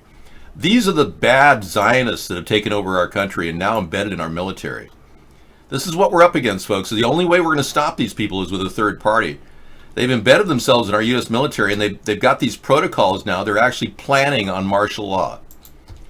You know that the elites want to get rid of our population. So we have only one chance to stop that, and that's building this third party, in my opinion. Okay, I did not discuss the story about a CIA spy that worked close to Putin but had to be pulled out of Russia in fears Trump would expose him. No, I haven't. I heard he was a deeply embedded guy. I don't even think it's... I almost think the story is a cover story because it's like throw us a bone on the Russian thing. I really don't believe the story, actually. I think they're throwing us a bone on the Russian thing because we're all sitting here going, Trump really did collude with the Russians. And if this guy was involved earlier, it predates Trump, so it kind of trivializes Trump's involvement, which I don't think we should do. Trump's been completely compromised. He is a national security risk, in my opinion. And according to Mueller, the blackmailing did go on the sex tape. So you Republicans who think, oh, it's all a Russian hoax, no, it didn't happen. No, it really did happen. Mueller said it happened. And he just said it wasn't part of his purview to interrupt. I don't know. I think our government should have stepped in, especially if our president's being blackmailed on a sex tape. Don't you think? I mean, really. But Trump never had anyone question it. And Mueller just handed the ball over to the U.S. House, and they're just going, well, what do we have here? I don't know. Nancy Pelosi's standing in the way of an impeachment process. She is a deep state player that is absolutely patting her pocket on Congress, supporting her own campaign, her own personal economic gain. Nancy Pelosi has $120 million.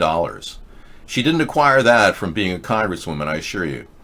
So there's something very wrong with Nancy Pelosi. And the Democrats have supported this corrupt woman for years, and she's standing in the way of a deep, serious amount of restitution that we have got to get with Trump, who obviously is working for the Russians. I don't have any doubt in my mind. And what's worse, now he got protection for Jeffrey Epstein, who is now living in his own island down there in St. James Island in an underground bunker. We saw photographs of him on August 30th on the island. That's right. He didn't die. I know. August 10th, he supposedly died. 20 days later, he was on the island, and we have photographs of him.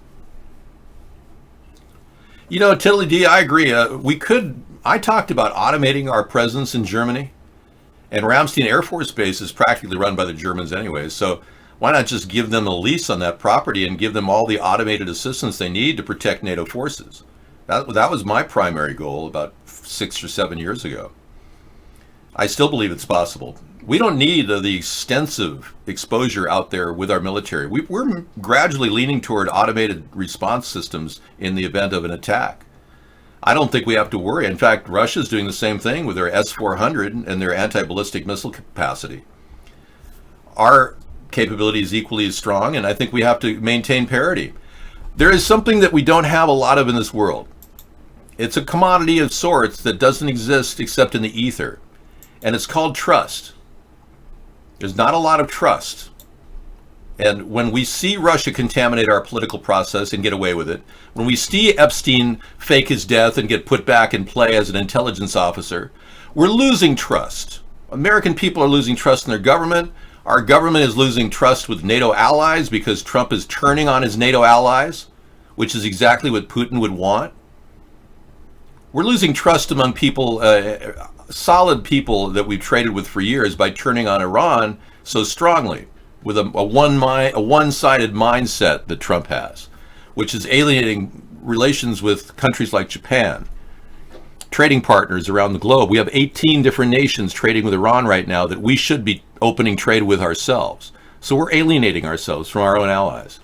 Trump is not making any progress with the trade war. All he could do was say, oh, I'm talking to China. And that was like 3 weeks ago. The stock market bounced up in a week and a half, went up 1,500 points because he said we're talking with China. Problem is, we're not talking with China. He never even contacted China. He lied. but the stock market loved it. They really want him to talk to China. The problem is Donald Trump has created a veritable minefield of trade negotiation barriers that China is having to hurdle. They don't like that. And they're not liking the inflexibility of Trump. They're not liking the unpredictability of Trump. They really feel kind of not worn down, but they don't really understand where Trump is going other than to gain some sort of advantage for himself.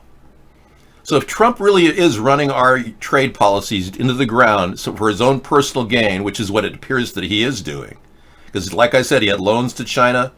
He has all this, thank you. He has all this leverage that they could use against him. He wants to gain the upper hand in that relationship. Thank you, Sarah.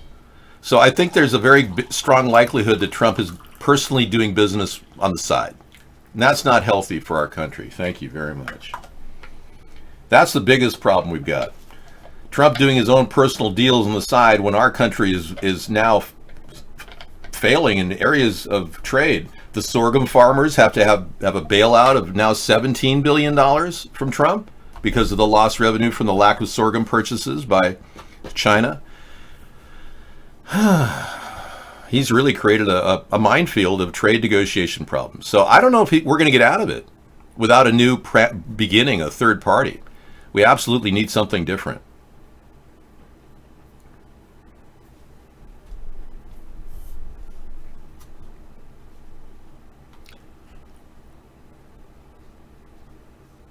I make new channels all the time. If I made a new channel tomorrow, it would be subscriber locked. I can try it, but it's going to be subscriber locked. I don't think you understand that it's as simple as pushing a button for the YouTube censorship engineers. They could easily just hit a button and knock everybody out. They do a thing called shadow banning at Twitter and YouTube. And they can make it seem like you're posting. Even the site will get out there, but it won't be in any of the search engines. No one will be able to find it. No search word will work on it. And there's also the possibility that our numbers, our hit counter, is being altered at YouTube. You see, YouTube has absolutely no transparency regarding the hit counter. There's no government operation overseeing the hit counters on YouTube to verify that they're not being altered or manipulated. You know, a hit counter can be manipulated very easily, right? There's no check and balance. And even though the government has people working with YouTube, our Department of Defense hired Eric Schmidt, the former CEO of Google. He could easily oversee these operations. Trump could order him to do that, but Trump isn't seriously as concerned. Trump got everything he wanted: free press, free advertising, the endorsement of AIPAC, the American Israeli Political Affairs Committee.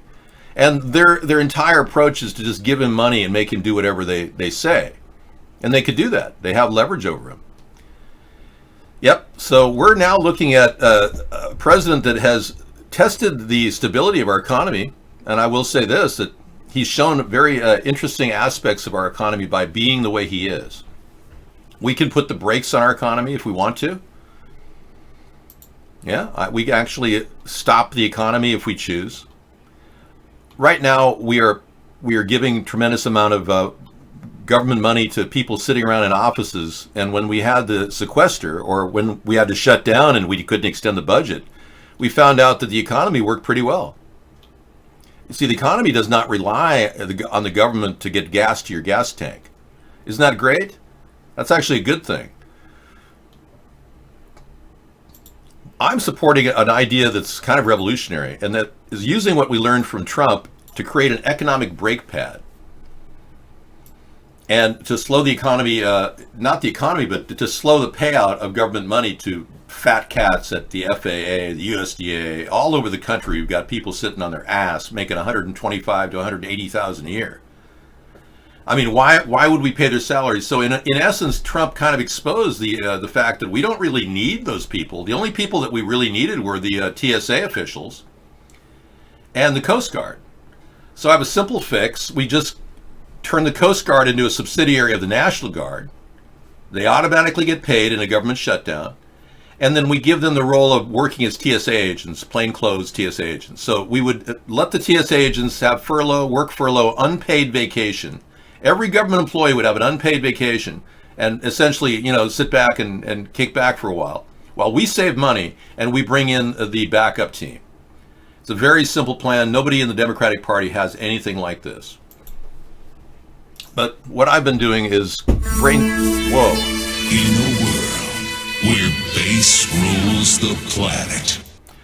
I've been brainstorming these ideas and listening to Trump's attempt to just jockey our nation back and forth all over the place with tweets that are completely reckless.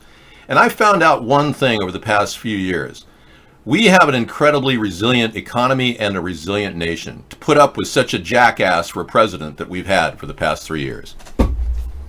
I mean, it's amazing how we're functioning, I got to tell you. And it's no thanks to Donald Trump. It's more of a thanks to the strength and stick-to-itiveness and genuine survival ability of the American people that we're holding this together.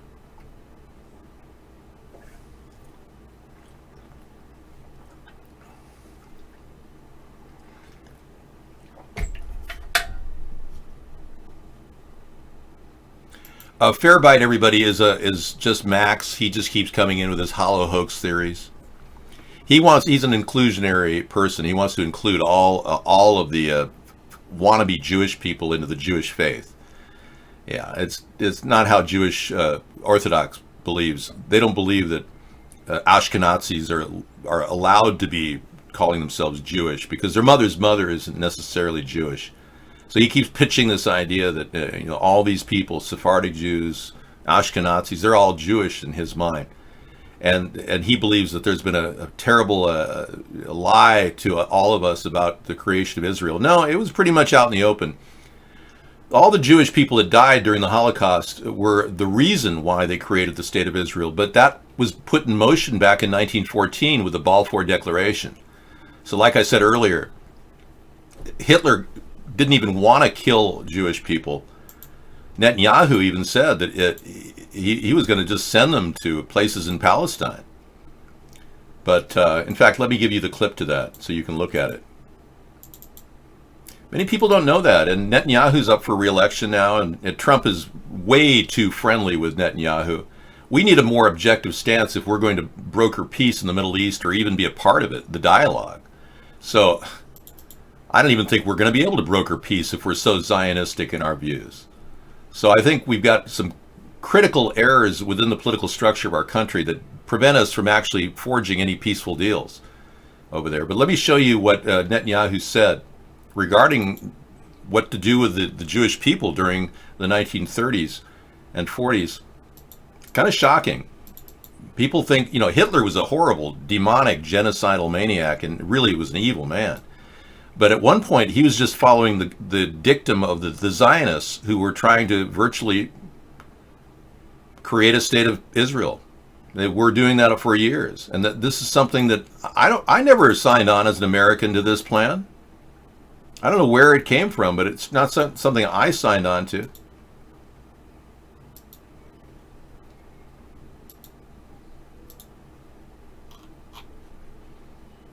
Okay.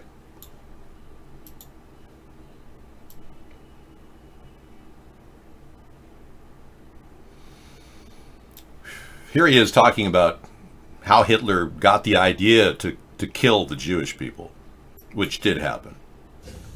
And this attack and other attacks on the Jewish community in 1920 and 1921, 1929, were instigated by a call of the Mufti of Jerusalem, Haj Amin al-Husseini, who was later sought for war crimes in the Nuremberg trials because he had a central role in fomenting the final solution. He flew to Berlin. Hitler didn't want to exterminate the Jews at the time. He wanted to expel the Jews. And Haj Amin al-Husseini went to Hitler and said, if you expel them, they'll all come here. So what should I do with them? He asked. He said, burn them. And he was sought during the Nuremberg trials for prosecution. He escaped it. Later died in cancer after the war, died of cancer in Cairo.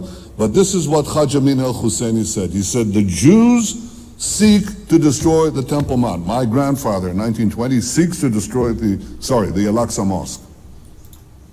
So this lie is about 100 years old. There you have it. So, trying to put things in perspective, I support Israel as our ally. I also am upset that they've engaged in some pretty draconian methods of controlling the Palestinian people, like killing 61 innocent kids at their border. But I don't see any movement from Trump on that issue. And I'd be more than willing, like I said earlier, to force the issue by asking Israel to sign the nuclear non-proliferation agreement before we can continue giving them the $3.5 billion that we give them. Now, yeah, Ilhan Omar is on record talking about the money we give Israel as $3 million a year. I don't know where she's getting her information, but she's nuts. You just look it up online. We give $3 billion a year to the Israeli government. And they use that partly for their immigration plans, to give people money to be there and to immigrate to Israel.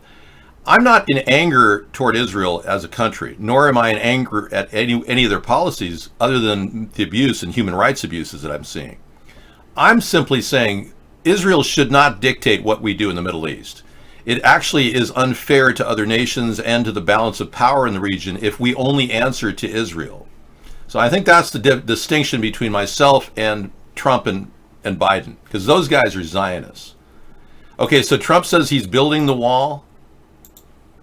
After I said he didn't even talk about where the wall is, now he's saying he's building the wall, and here's the picture.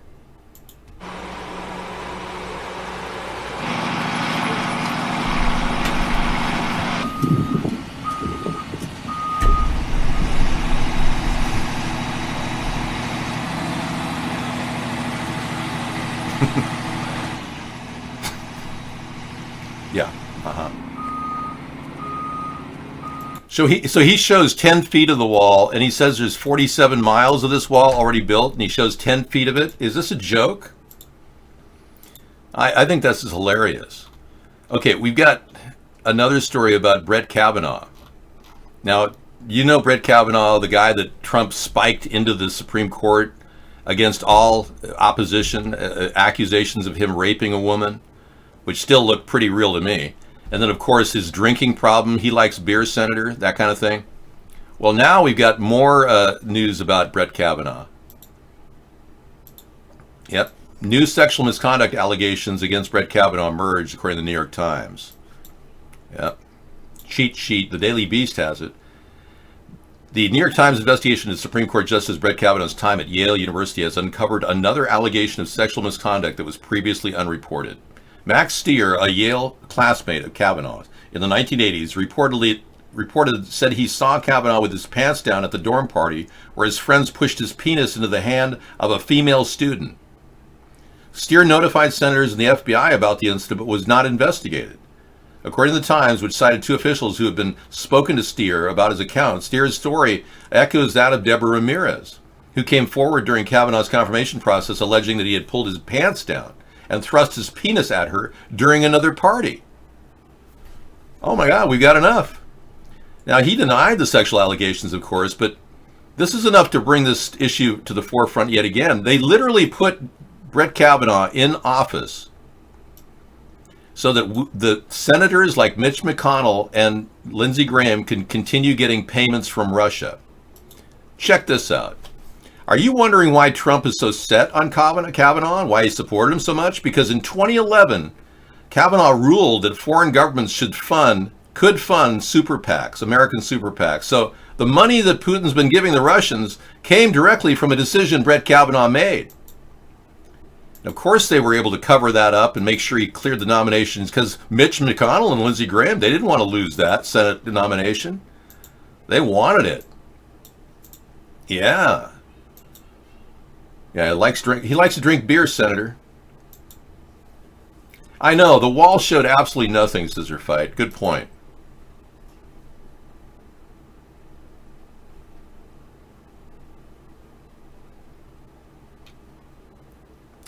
Okay, we have Scientific American.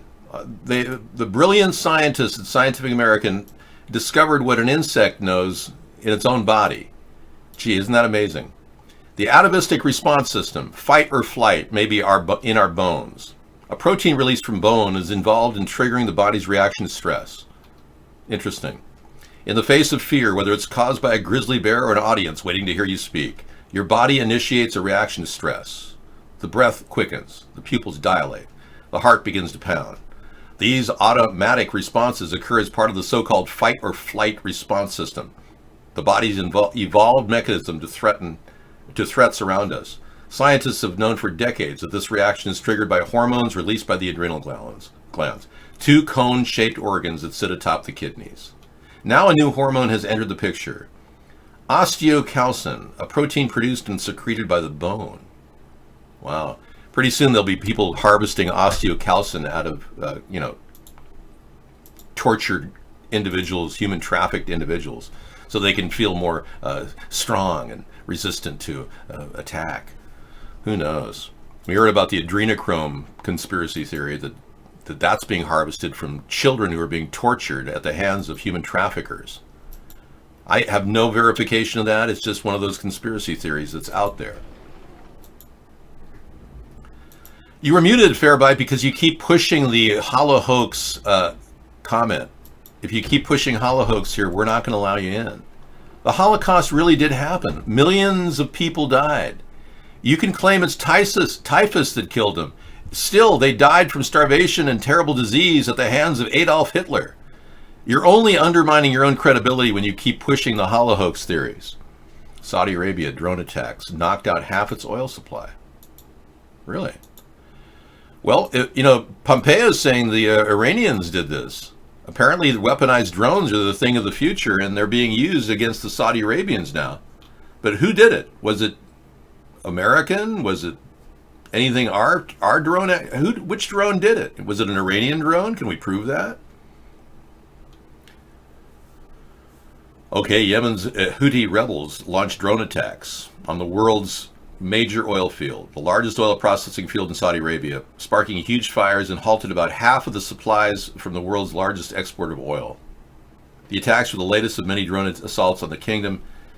The Houthi rebels, huh? Okay, so it's interesting to note that the Houthi rebels received a tremendous amount of money from Barack Obama during the Arab Spring. That's interesting. I wonder why Obama's over there helping Iran right now, and now we're having Houthi rebels strike from Yemen, Saudi Arabia, which could affect our oil supply. That's very interesting. Obama was veritably supporting the Yemenis takeover during Arab Spring. I remember that.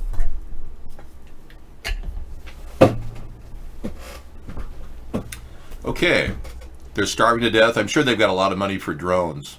Yeah, I don't believe that drone attack was necessarily coming from Iran. Hooters? No, not Hooters. That's a restaurant.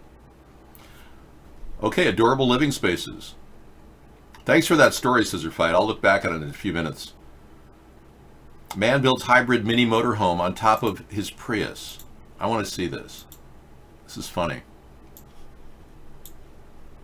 That is pretty funny. Look at that. He built a little house on top of his Prius. That is pretty funny. He probably didn't even cut into it. He just tied onto the roof and at a roof rack. That's hilarious. Here he is, living the life, La Vida, getting 55 miles per gallon and living in his home, right in his. All right. Thanks for that link, New York Viking. I'll be back. Thanks. Have some dinner. Okay, now I have to read about this.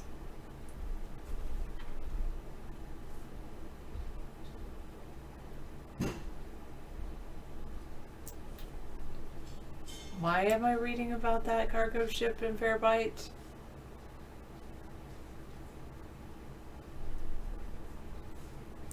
Oh, okay. Because I don't want to do the research. There's other things I'd rather be reading about. Don't let it bother you. I agree, cargo ship, oftentimes that's true.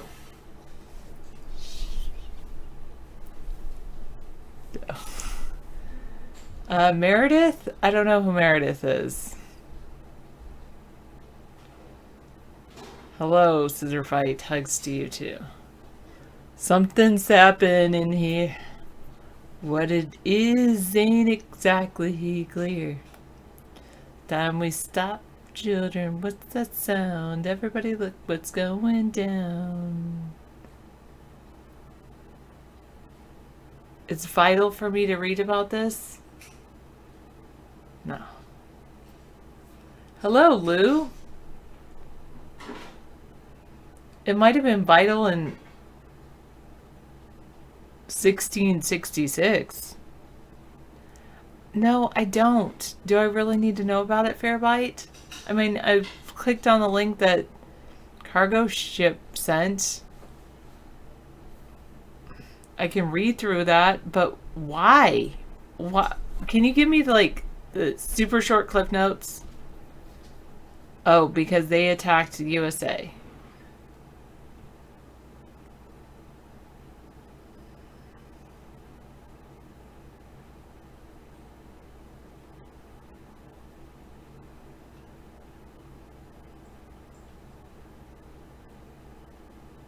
Wait. He converted to Islam?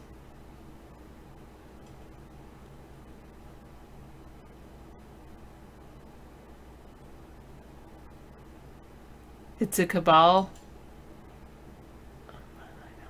I just want to move on. A death cult? Okay.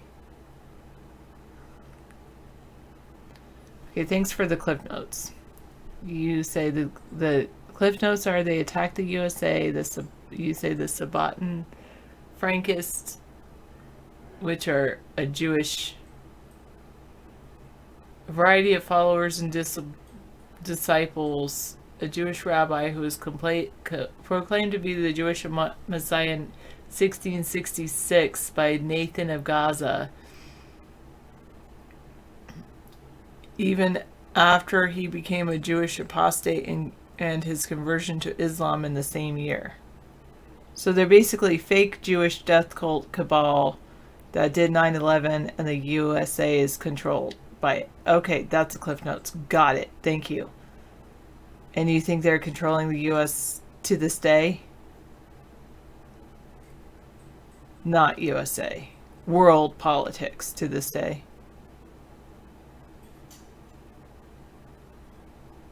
Is that where you are, Gig McTater? Why are you name calling? Trust Fund Misfit sounds like name calling to me. Israel is controlled, USA was used in it. Got it. Alright. Can I move on to more important things in my life, like programming now? I need to go learn some C programming or something.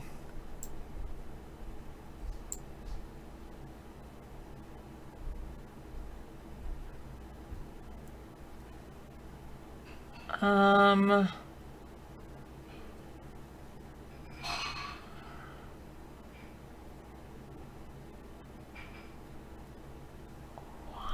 though? I'm not really into like, yeah, I guess I'm not really into those things.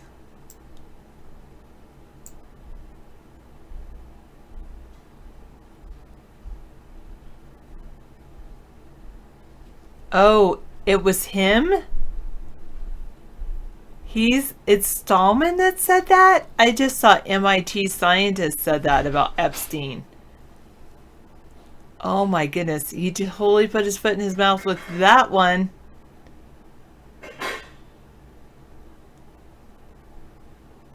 Well, yes, I am. And David doesn't understand that either, but Fairbite, that I'm more like, let's move on. It's out of context. Okay, you're right. Is the Vice one the better one to do that? Well, I can give him the cliff notes that you gave me, sure. And then he'll jump on it.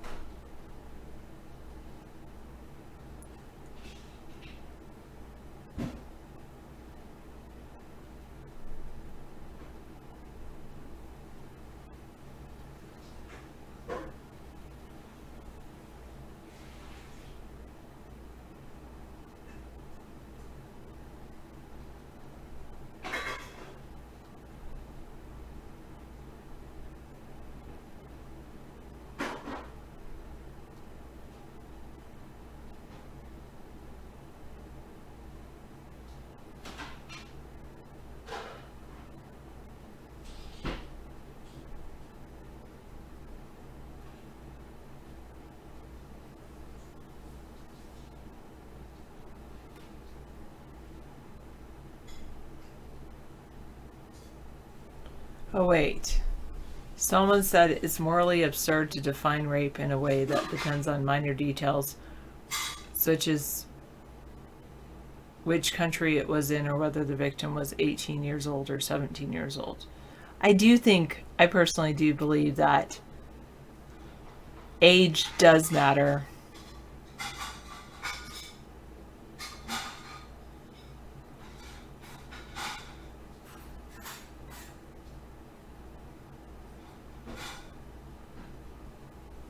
I got it. Okay, I'll try to explain it to him fair bite.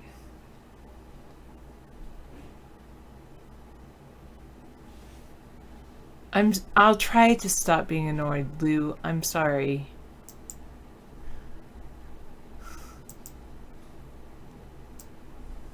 Do any of us research? Well, that's what David says. I don't do enough research. But seriously, I do enough research. It's just not on conspiracy theory stuff.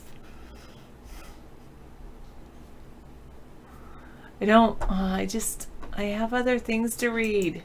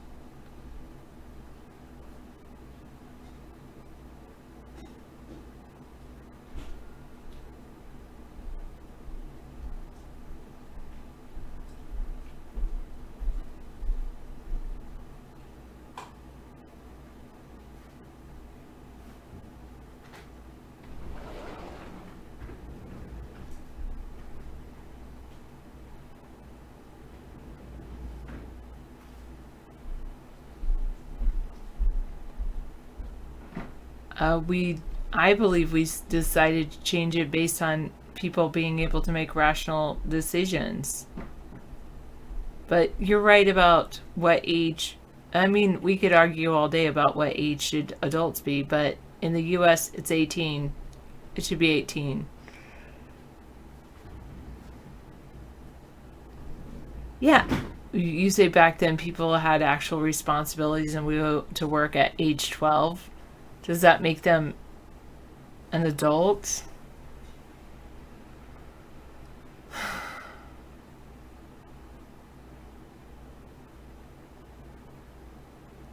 I believe that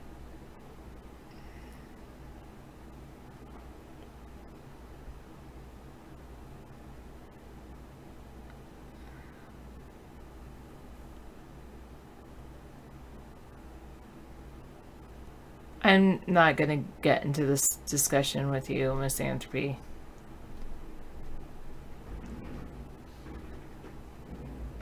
I do believe in a morality. It is more a morality issue with me, and I'll leave it at that.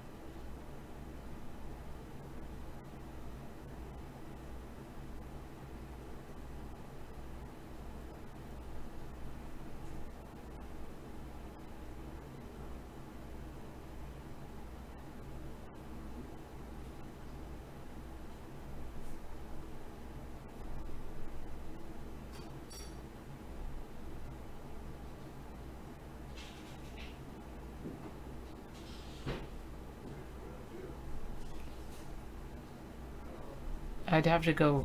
I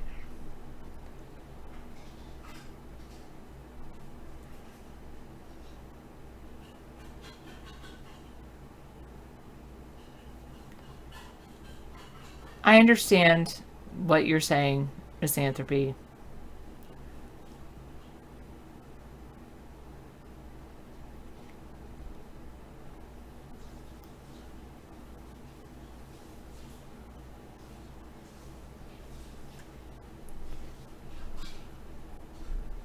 Moving on, I'm going to go back into trying to figure out this. I'm going to read about a socket instead. A socket is a mechanism that most popular operating systems provide to give programs access to the network. It allows messages to be sent and received between applications, which are unrelated processes, on different networked machines. The socket's mechanism has been created to be independent of any specific type of network. IP, however, is by far the most dominant network and the most popular use of sockets. Well, can I make a server on just a normal computer? Why do I need to get a Raspberry Pi?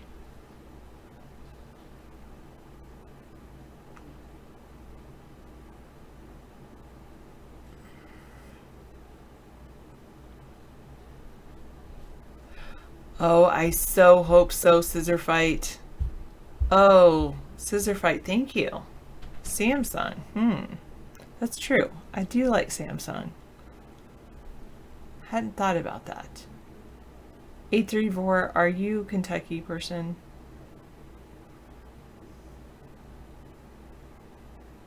A standalone server. Yeah. I think I'm just going to use one of our old computers for now.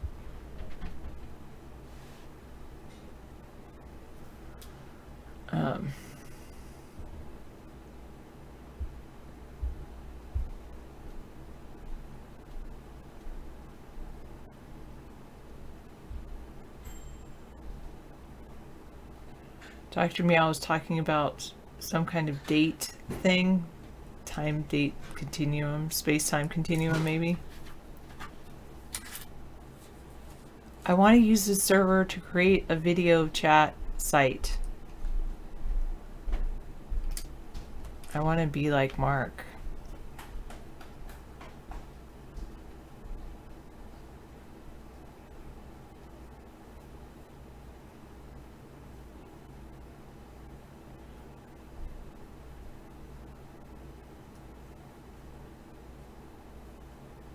I understand, Fairbyte, that sometimes happens.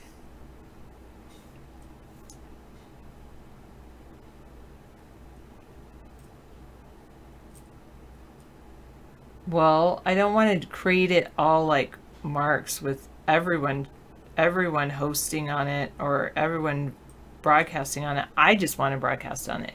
I just want like my third party page, a Mark site. That's it.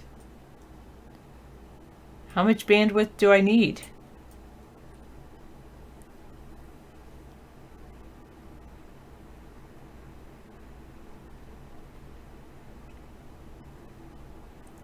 Well,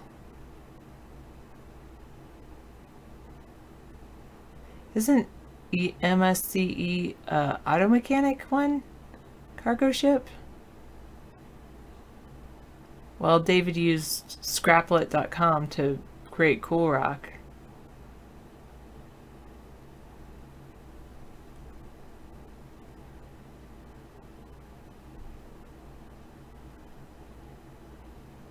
I still want to create it. Oh, Microsoft. Got it. I'm MIE, Microsoft Innovative Educator.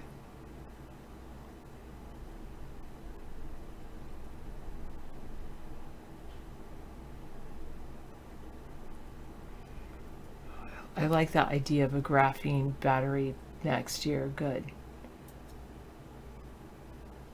A Microsoft certified engineer.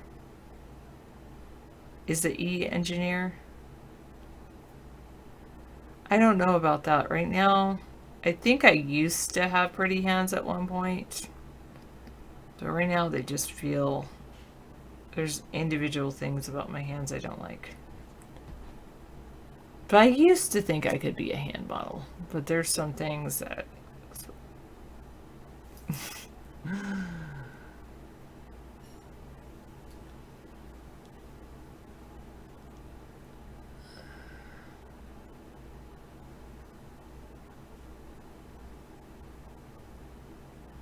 And if I can't do it here, then at my house, then I'll go have to rent a place or something, or buy a place where I can create a server. I want to be like Cloudflare. I want to understand how Cloudflare works, or something like that.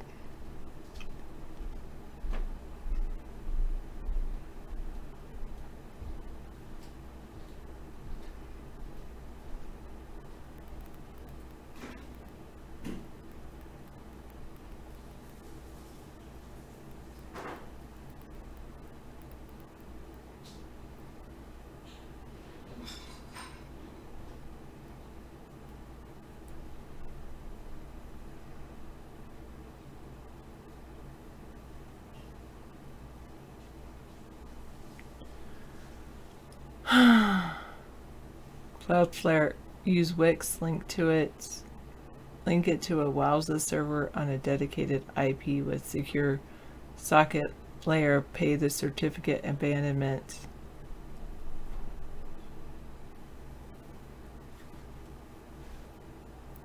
Yeah, that's true. I do like Udemy, but I also like Udacity. Understand peer? Peer. What do you mean peer? Like out in the ocean? Oh, thanks. Thank you, cargo ship. That actually probably will be good for me.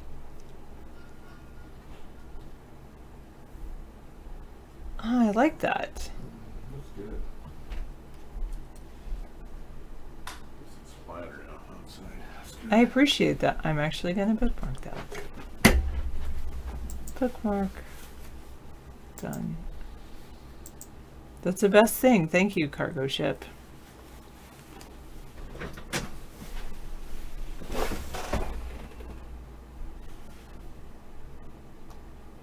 It's worthless if you don't use it, and just doing it if you don't need the paper. Cloudflare offers a Some kind of learning thing. learning opportunity. Yeah. That's nice. That's a good thing to do. Yeah. Well, Samsung's going to launch a graphene battery next year. That's kind of cool. Did you cover that story already? no. Okay. Yeah. I wrote it down, but I didn't. I said it, but I didn't look at the site.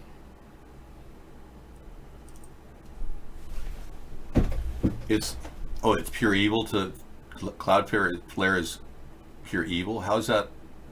Substantiate your statement, Dr. Meow. What do you mean by how is Cloudflare pure evil? We're waiting on your answer. Go ahead. This is what Dr. Meow thinks I should do. Oh, that. Okay, great. Yeah.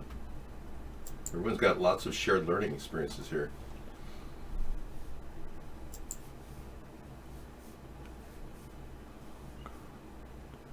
I'm not a fan of...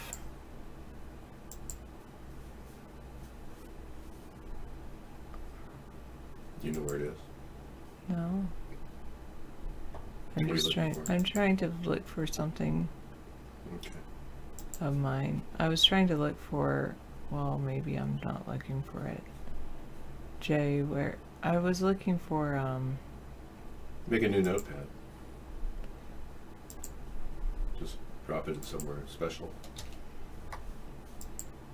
And don't forget Cloudflare learning too. I already bookmarked that.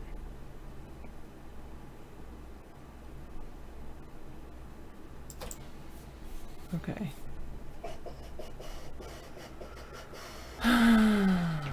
Great. Hey, it's starting to get cold. You notice that? Weather's changing. September 14th. Yeah.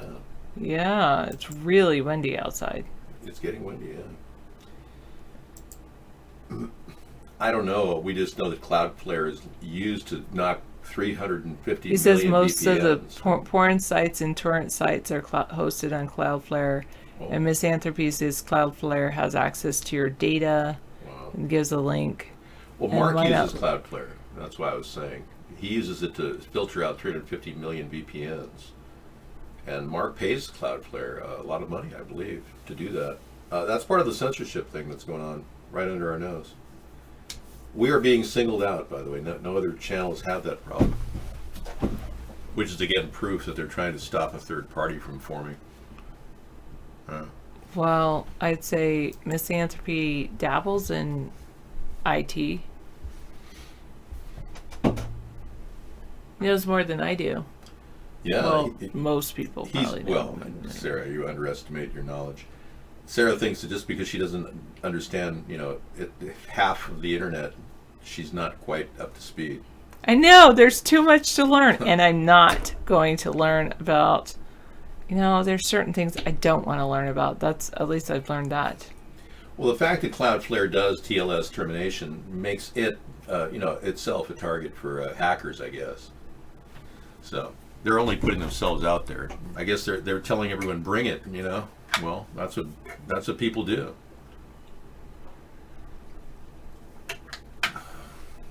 Yeah, thanks, Dr. Meow. That's pretty much. Actually, when you talk about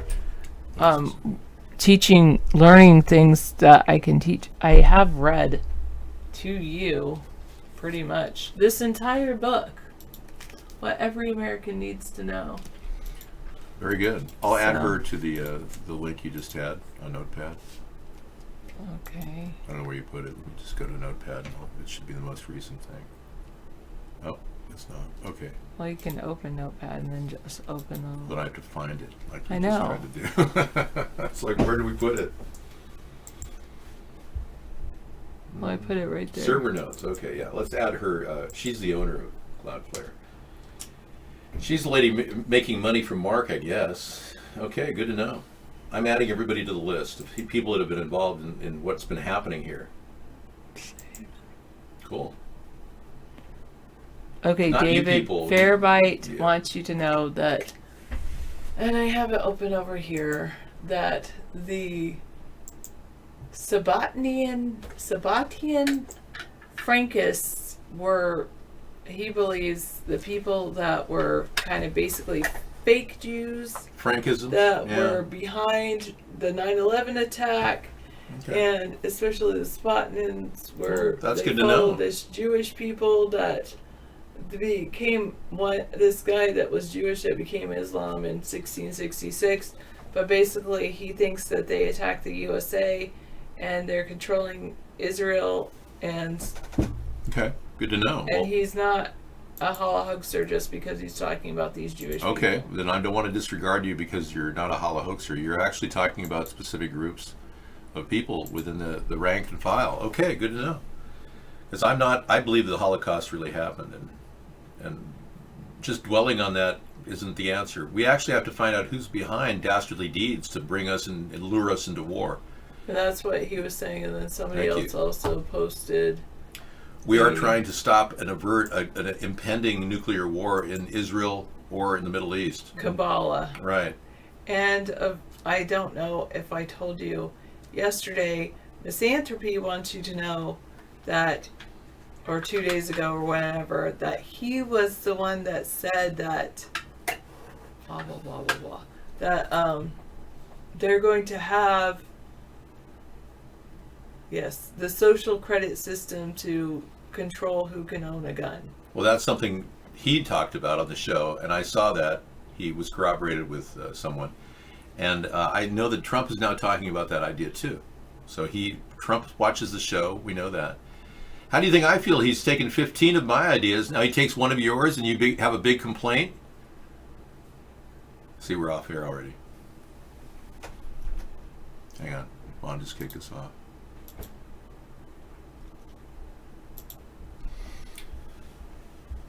Hey everybody, I don't think Cloudflare liked my comments about their owner. So they kicked us off, Cloudflare, just a second ago. Now, I'm going to be talking about a solid gold toilet stolen from Winston Churchill's birthplace tonight. That'll be great. Fun. Yeah.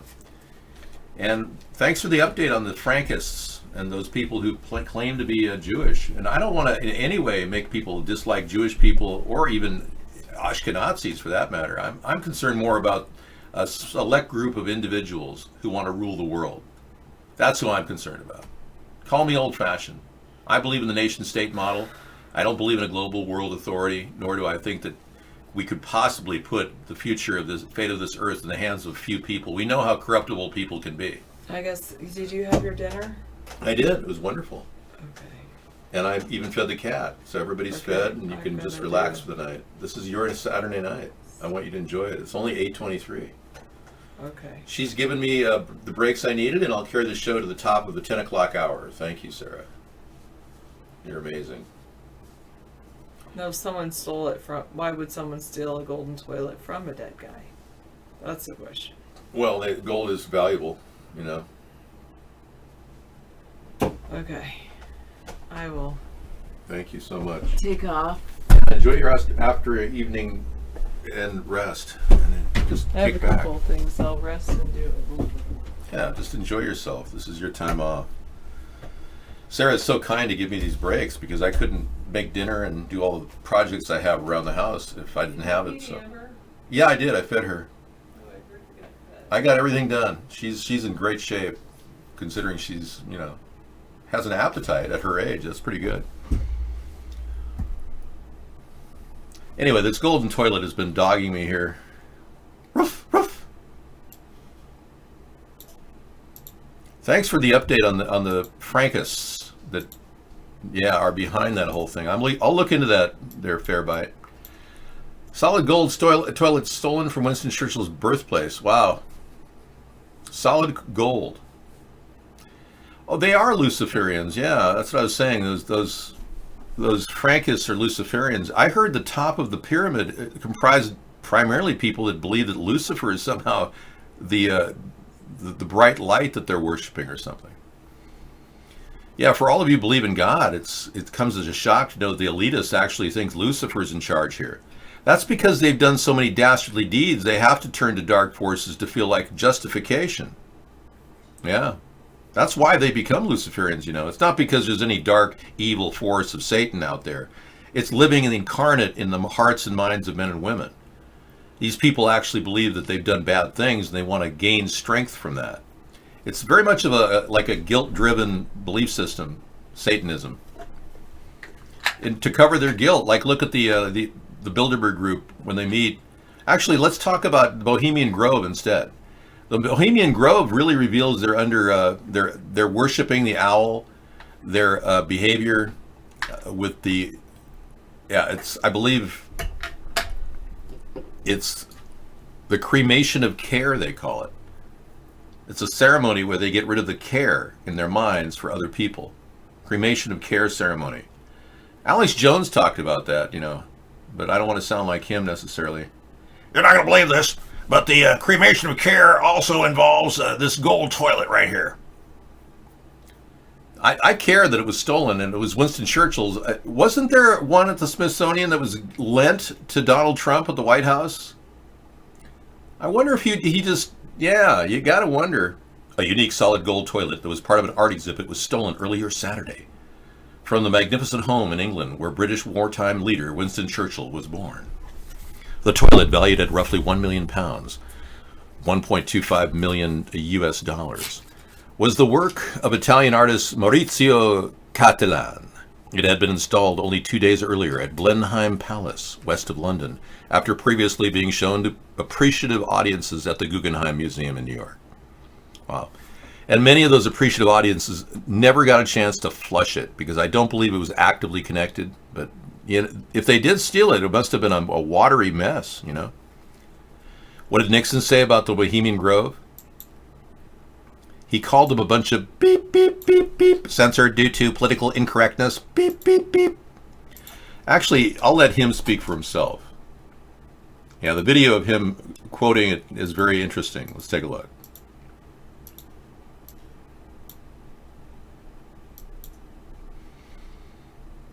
let's look at Northern California. You went to Stanford. Yeah. You know what San Francisco is gone. It's clear over. I know that, but it isn't just down in the rowdy part of town. But the upper class in San Francisco is that way. The Bohemian Grove that I attend from time to time, the Easterners and the others that come there. But it is the most faggy goddamn thing you will ever imagine in San Francisco crowd that goes in. It's just terrible. I mean, I never want to shake hands with anybody in San Francisco. He wouldn't even shake hands with anybody there, yeah. We're going to flush that down the toilet and take the toilet down with it. Thanks for that reference to Bohemian Grove, yeah. He said that they were very gay, which is definitely matches with the theory that the elitists, these Zionist elitists, are homosexual. And they force a lot of young stars, aspiring stars, to perform sex acts with them.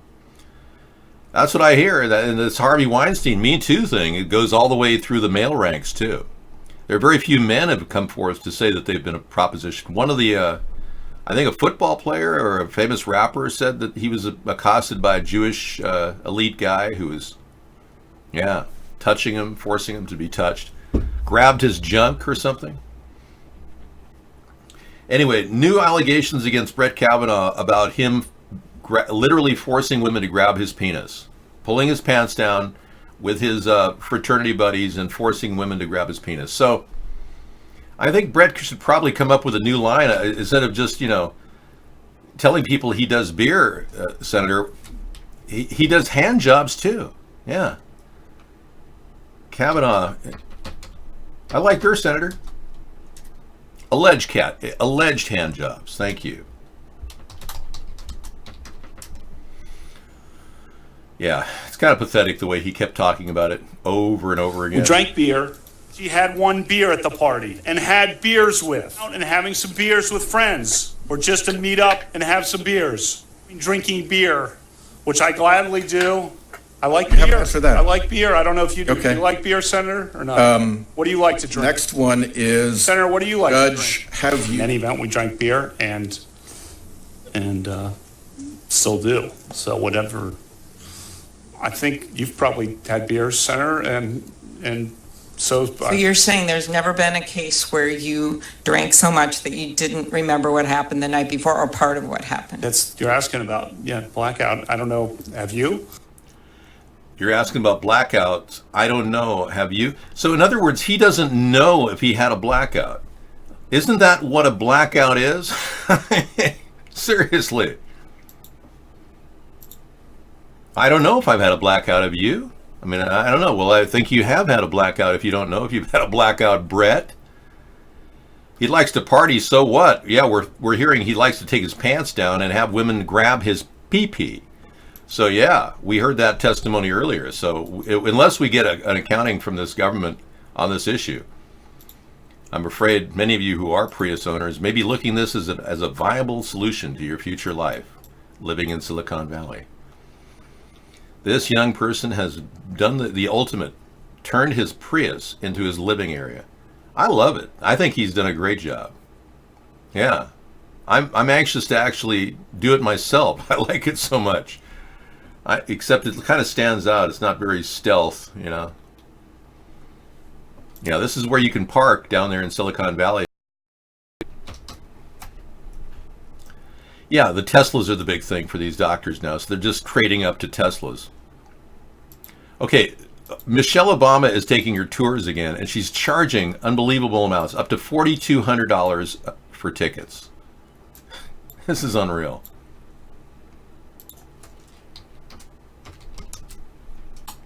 To the new tour. Oh yeah, I got to see this. If she were to reveal that she was a transgender in the tour, I think it would be worth $4,200 just to see her say that she admits she's a transgender. Yeah, that'd be great. Her thing called Moderated Conversation at the Prudential Center. We're going for $144 on Ticketmaster. But Prime seats are going to cost you $2,500 to meet and greet. Okay, so you can just sit there in the stadium at the Prudential Center for $144, but you want to get up close and personal. The most expensive ticket currently is $4,200 for a suite level Ducat. Does that include a back rub from Michelle and maybe a reach around? I'm not gay, so I'm not into him, whatever it is. I just can't believe she's lied to all these people this long about her sexuality, and here we are still wondering, why doesn't she just come out of the closet? And what is a Ducat? That's what I want to know. Well, let's be clear.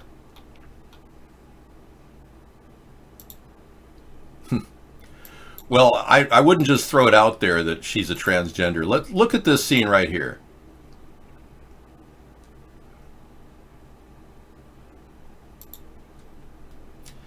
This was her dancing with Ellen DeGeneres a few years back. And just look at the midsection of her jumpsuit. And you tell me if that isn't something jumping around, some junk jumping in the jumpsuit there. Yeah, I don't know. I think somebody's got everybody's wool over their eyes. They want to continue to lie to the American people and get away with it. Oh, I'm sorry. This is about the Stargate. I can't talk about that. Everyone's saying that the Stargate, Dave, I mean, it's going viral on the internet. How come people aren't talking about it? I can't talk about it.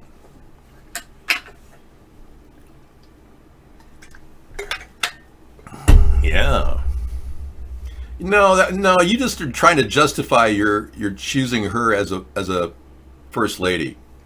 A lot of you people are suffering from democratic white guilt and remorse. Yeah, it's a problem. You feel remorse for having voted for Obama and supported him, not realizing that the guy was a homosexual Muslim.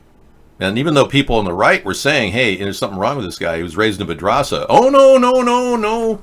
His birth certificate's real. It's from Honolulu. You can't tell me that. I don't believe it. I'm one of the first birther candidates out there. Trump took the ideas I had and ran with them just to get noticed. David, you're the best thing going today except for Mr. T. Well, thank you, Mr. E. I appreciate that, man.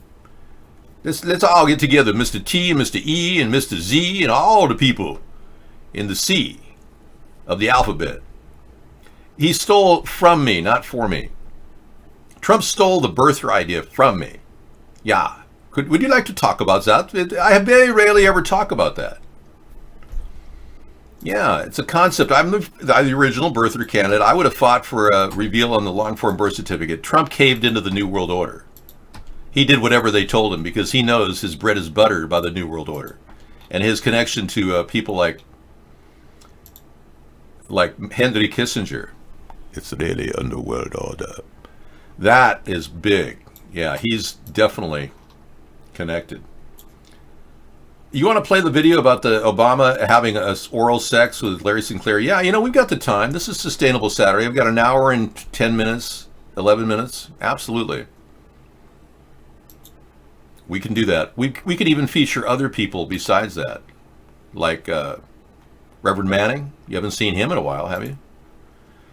We can bring you... well, actually, I will feature the video. In fact, that reminds me, Larry Sinclair, here he is. But first, a word from Reverend Manning. It's sickening. I mean, it's downright sickening to watch this. Where Senator Obama exited the limousine with $250, which was provided to him by me. Returned a short while later with an 8-ball of cocaine, which he gave to me. I did ingest a couple of lines of cocaine, and shortly thereafter, Senator Obama produced a glass cylinder pipe and packet of crack cocaine from his pocket. Obama then smoked the crack cocaine. I performed fellatio on Senator Obama in the limousine during the time Senator Obama was smoking crack cocaine, after which I had the driver take me to my hotel, the Comfort Suites, Gurnee, Illinois. Good point. Now back to the Stargate discussion. Oh, I'm sorry. That's censored. We can't talk about the Stargate. Okay, back to you in the studio. Here, we'll get the Stargate people in here pretty soon. Yeah, man. When George W. Bush arrived in Baghdad, he took over the Stargate. Yeah, and it can take you to a different time and dimension. Well, I'm sorry, but I'm stuck here in this dimension dealing with everybody on a daily basis. So, I'm kind of a realist here. You know what I mean? I don't know where the homos go, Mad Dog. If you want to find some gay friends, just go to your local gay bar, man. I don't know where the homos hang out online, man. Pizzagate. Media never talk about that. You're right, Ivan. You speak truth about Pizzagate. I speak about Pizzagate too. We talk now about Pizzagate, huh? Yes. We talk now about Alefantes. Yes. Now, it turns out Alefantes, the owner of Comet's Pizza, is seen in this photograph. It's a group photograph with all of the Rothschild family members. Yes. Take a look at James Alefantis. Yes. And I don't believe Alefantis is a real name because it sounds like a phrase in French which means lover of children. Been around a long time, Mr. Yeme, whoever you are. You've been here a long time, yeah. Yes, thank you for armpit discussions. Folks, I'm talking about James Alefantis and the Pizzagate story. And I was just online on Craigslist looking for a Lexus. Let's take a look and see what we can find. Interrupting the James Alefantis Pizzagate story, I'm going to look for a Lexus. Let's take a look. I'm going to go for the top price Lexus and work my way down. Okay. Let's see what we can buy for $37,000. These are all very nice Lexuses, $78,000. I'm trying to see the nicest car I can get for next to nothing. Hopefully some doctor is willing to just give it away. $24,500 for this that's a nice all-wheel drive 2013 right there. See that? It looks like a hearse. I've never seen a Lexus like that. It's almost like an SUV. Yes. Let's go to the next rack and see if we can drop below the $10,000 barrier. Thank you. We'll get back to James Alefantis in a second, folks. You want to talk about Pizzagate. I want to talk about Lexuses, so.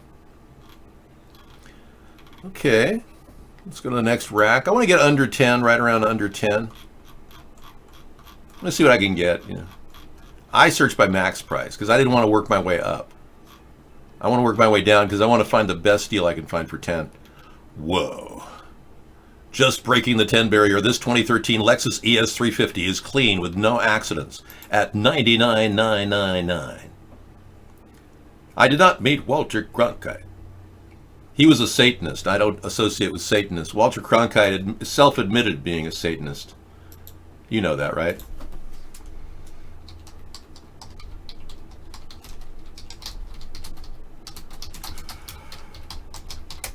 Okay, look at this beauty. Yeah, that's a sweet car. Yeah. Whoa.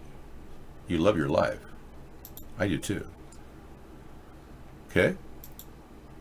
Yeah, that's really a sweet car for under 10,000. Look at that. That's a beauty. That probably listed for about 75,000 minimum. So you can get a really good deal. That's a 2013 ES350. Nice interior. Look at that. With backup camera, the works. That is sweet. Yeah, that's a nice car. Okay, so cash in on some of those doctors that want to sell their Lexuses. Now, Cronkite, Walter Cronkite, and that's the way it is. He's proud to sit at the right hand of Satan.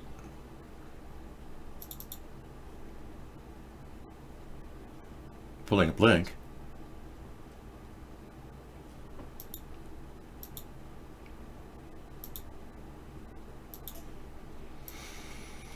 World government is the structure necessary for global justice. I'm in a position to speak my mind, and by God, I'm going to do it. First, we Americans are going to have to yield up some of our sovereignty. That's going to be, to many, a bitter pill. Today, we must develop federal structures on a global level. To deal with world problems, we need a system of enforceable world law, a democratic federal world government. Most important, we should sign and ratify the Treaty for a Permanent International Criminal Court. Pat Robertson has written in a book a few years ago that we should have a world government, but only when the Messiah arrives. He wrote, literally, any attempt to achieve world order before that time must be the work of the devil. Well, join me. I'm glad to sit here at the right hand of Satan. Wow, Revelation 13:7 states the power will be given to the Antichrist over all kindreds and tongues and nations. Wow. That's pretty heavy-duty stuff, man. Now back to this guy, Alefantis. Now, normally I would say, yeah, this is kind of strange, but James Alefantis is the guy that appeared on TV. Megyn Kelly had him on there talking about little girls, with tied with their hands down, tied to masking tape, and said that was perfectly normal. And unfortunately, this guy clearly doesn't have there's no effort whatsoever by our government to reveal any more information that has turned up regarding Pizzagate. The subject Pizzagate has been knocked off of the air.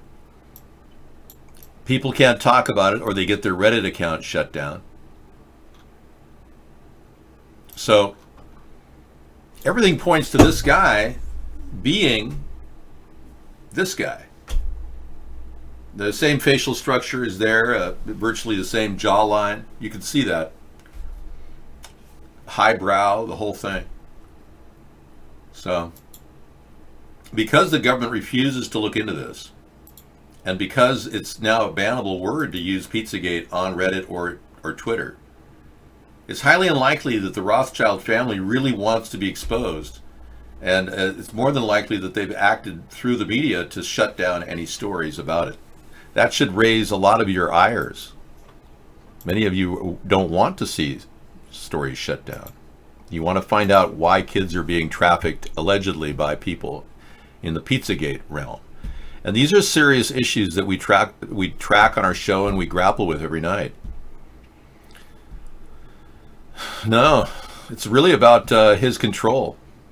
How he's been able to, be the 47th most powerful person in DC, according to GQ magazine.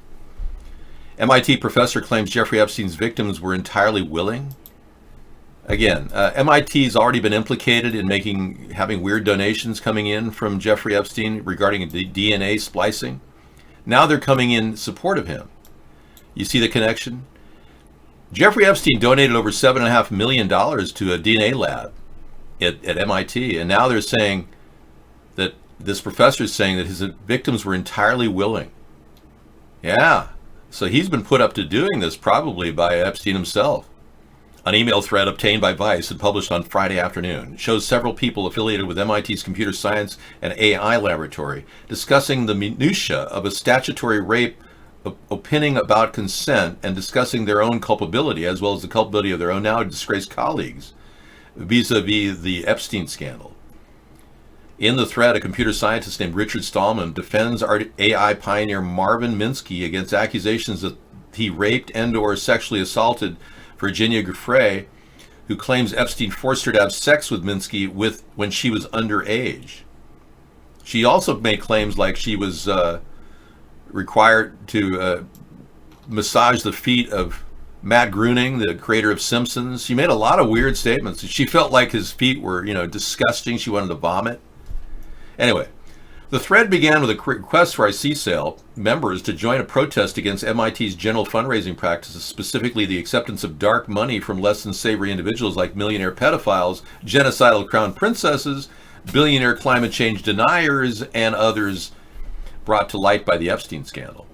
An unidentified person on the listserv gingerly pushed back against the call to action, cautioning the original sender that they should be careful not to implicate the good people at MIT.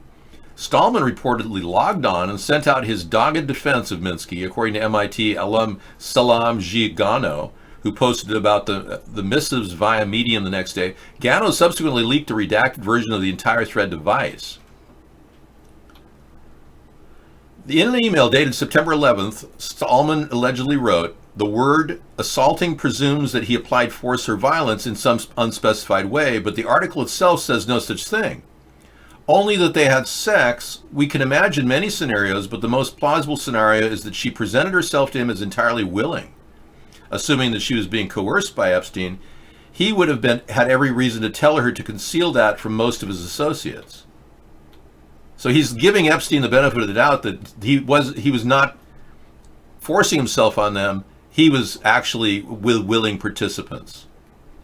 "All I know," she said about Minsky, "is that Epstein directed her to have sex with Minsky. That does not say whether Minsky knew that she was coerced. It does not report that each said and did during their sexual encounter. We can imagine various scenarios." Another email allegedly from Stallman on September 12th reads, "We know that Giuffre was being coerced into sex by Epstein. She was being harmed, but the details do affect whether or to what extent Minsky was responsible for that." Okay. He goes on to talk about the concept of justice through legal definitions. "The injustice is in the word assaulting. The term sexual assault is so vague and slippery that it facilitates accusation inflation, taking claims that someone did X and leading people to think of it as Y, which is much worse than X." So he thinks just Epstein luring women into his island retreat and then forcing them to be sex slaves was in no way coercion. They were willing participants. This is what you get for being an MIT recipient of tons of money from Jeffrey Epstein. My goodness. Good night, Mad Dog. Sleep well. Remember, sleep deprivation can lead to weight gain. So get your 8 hours of Z's and you'll lose weight. Not that you need to. All right. But yeah, extra sleep will prevent weight gain. You'd think the opposite. You think, well, I'm staying up late at night and I'd be losing weight, right? Oh, you're on the wagon too. Excellent. Good job. You know, Miss Anthropy, you're reading into this. I have photographs that were taken from 2007 and the Epstein case showing an underground, it was 10 camera loops on one of the surveillance cameras that were photographed by the FBI in 2007. And one of those photographs is very telling. It shows an underground dungeon in which it appears that 5 teenagers, it looked like females, were sitting on plastic 5-gallon buckets. And on the table appears to be chopped body parts. Now, this is just something we saw when the picture was taken in 2007 off of one of the cameras in his house when they went in. That's all we know, but there are people on the internet running with that. Yeah, we don't know. In fact, they haven't even brought cadaver dogs out to the Epstein Island to verify that nobody died. The strange thing about the Epstein case is that the manifest of all the women that came in on the airlines that were coming in, and they do have the manifest, showed more women coming in than leaving the island. When I say women, I mean young girls. In this particular instance, they are young girls. But these young girls, they never left the island. So cadaver dogs could be definitely used at this juncture. If we don't, at this junction, thank you. I'm thinking of denture. Juncture. A particular point in events or time. Okay. It is correct word. I'm just verifying. Junction would be incorrect.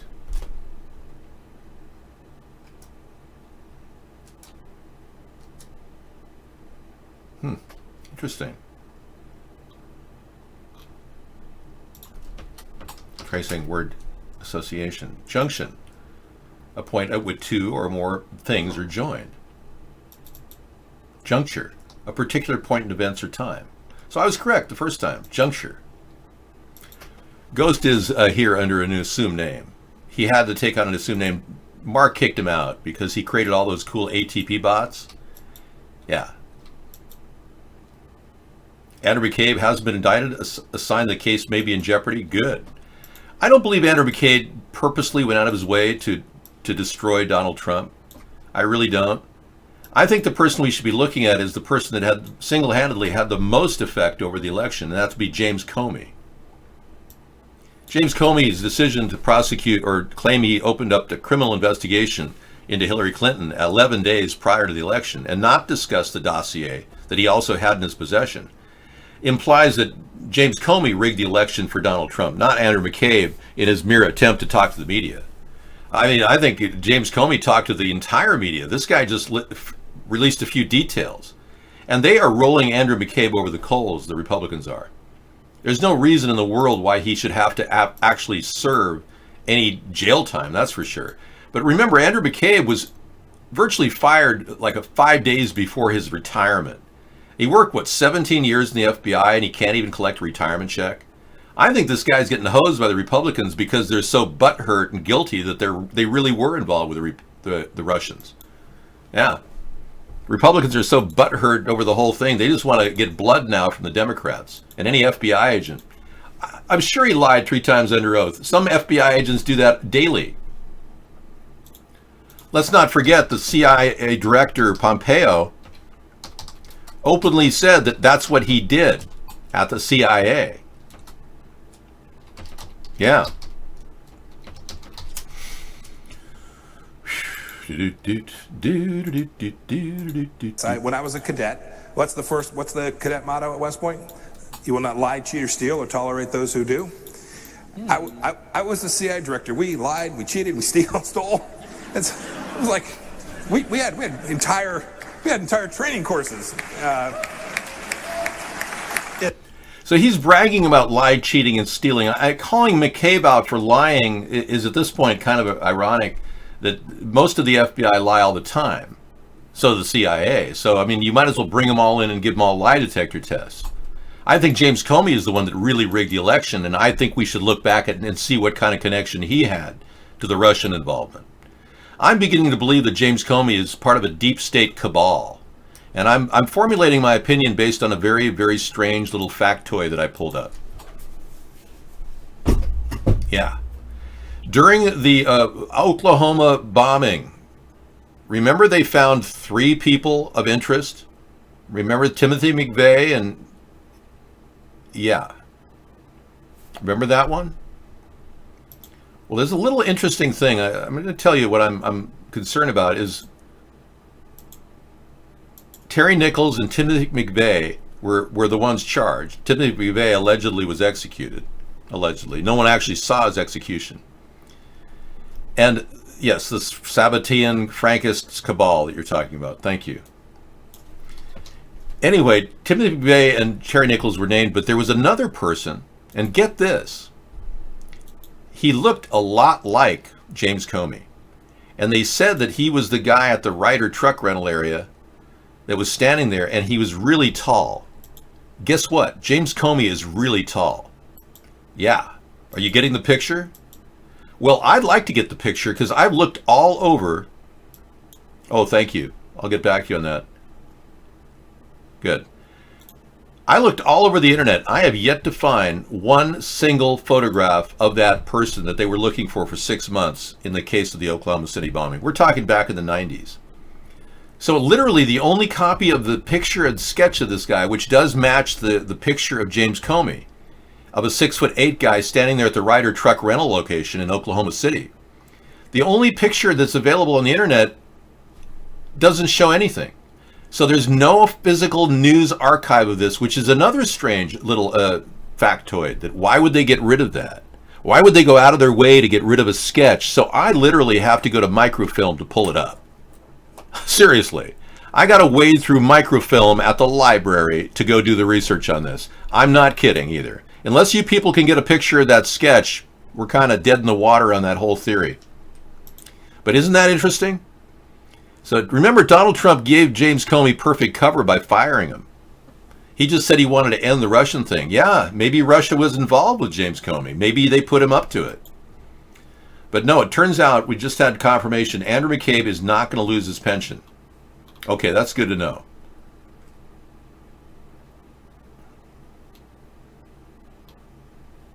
Okay.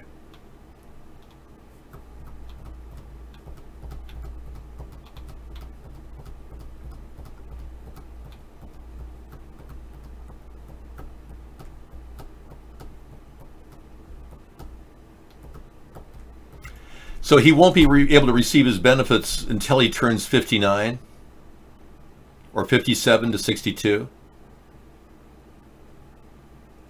He lost his ability, the ability to take his benefits at age 50. Okay, he just lost his ability to have a top-up benefit formula. Okay, well, that's good to know. At least he's not losing any benefits, because it does seem like he was a career FBI agent, and he shouldn't be, penalized for that. Yeah, he's going to have to wait till he's 65. I don't know. Comey, the fact that they never found that third person involved, that was suspicious. They never found him. I didn't read the Mueller report. Okay, I'm glad you didn't read the Mueller report. Yeah, so just the mere fact that they had a really tall 6'8" guy standing there with Timothy McVeigh at the Ryder rental plot, and they never pursued that guy. And we have his face is now gone off the internet. You can't find it.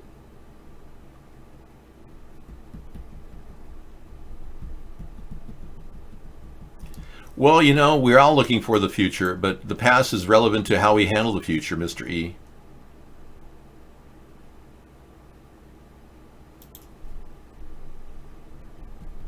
Well, look, again, you guys can scope the internet for that picture, but there's nothing related. I couldn't find it.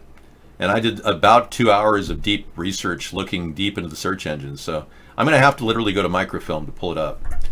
But I'm still concerned that Comey is very much of a deep state player. I also believe that Mueller is too. Because of the way Mueller handled the situation at the behest and request of the Democrats run by Nancy Pelosi and William Barr, who obviously has connections to Epstein, which is weird. But this whole thing wraps around, basically, William Barr shut the case down, claiming there was no obstruction based on his assessment, not Mueller's. Mueller then finally, first says he wouldn't testify ever, and then realized you have to testify. You can't say no to testifying. Then he finally testifies. We wasted months and months of time in that process, and then he testifies and said Donald Trump was blackmailed by the Russians over a sex tape. Well, it would have been nice to know that 2 years ago when he found that out, but he never even mentioned it then. Mueller finally said that. Meanwhile, Pelosi says we're not going to pursue impeachment. The story's winding down. Mueller hands over a 448-page redacted report with 9% missing, which probably truly indicted the president on many levels, and claims that Roger Stone was referenced in these 9% articles, that he couldn't bring them out. And to this day, they haven't shown him, meaning the president is clearly guilty of something and on a major level that they're trying to hide from the public, including the House of Representatives. And they're not too concerned about it. That's kind of strange.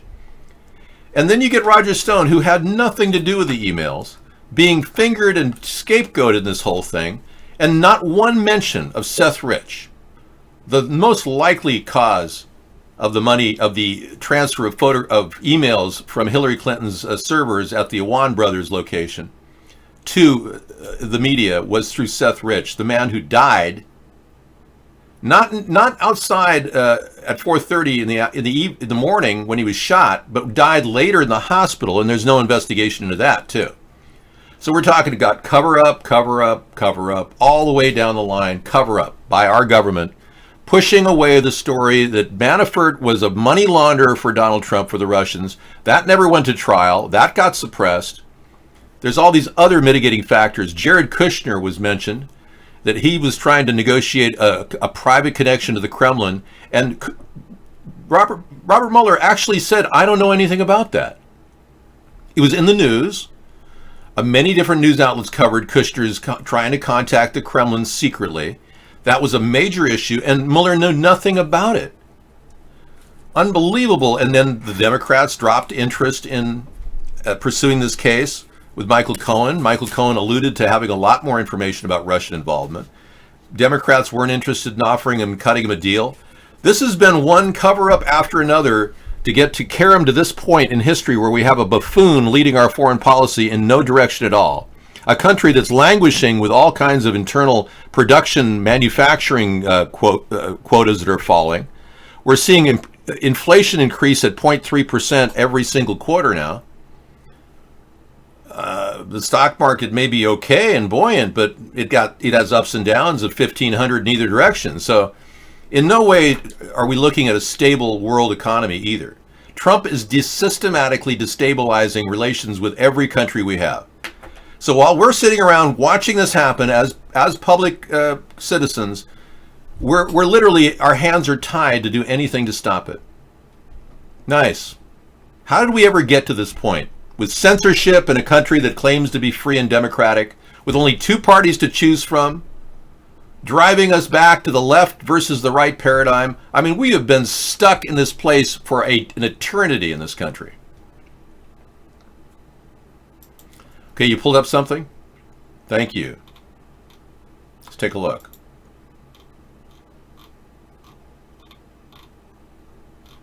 Okay, there's no photograph of that picture. Yep. Thanks for that, though. I'll look at that connection. Appreciate it. Any background information you find.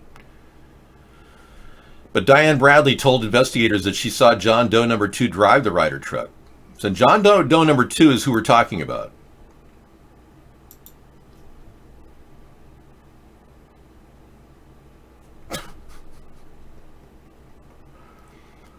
Wow. Look at that. Well, you can throw me that. We were talking about Pizzagate earlier, and somebody threw this article at me. Thanks, Misanthropy. Is your kid porn literate? And it has I Love Pizza here. As pornography is ever more accessible, yes, your kids are watching it. Francis Central teacher Al Vernacio's revolutionary approach to sex ed is exactly what the sexologist ordered. An upbeat Al Vernacio sits across from a hip Planet hair. I don't know where this is going, but that's pretty interesting, although irrelevant. Oh, scroll down, look right. Okay.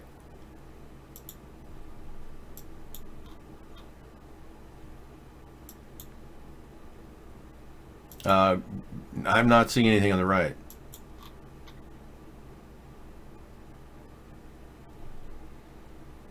He teaches sex education, right? So he's urging kids to be porn literate. That's just so bizarre. I don't know where you pulled that out. Oh, John Doe number 2, scroll down to the right. Let's take a look.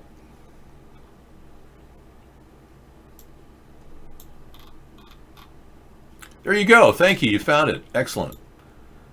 All right. Good job. Some of our best researchers are at this. Thank you. You did the time. This was the person who was 6'8" and was John Doe number 2 that they never bothered to apprehend. Yeah. Let's take a look at James Comey circa 1992.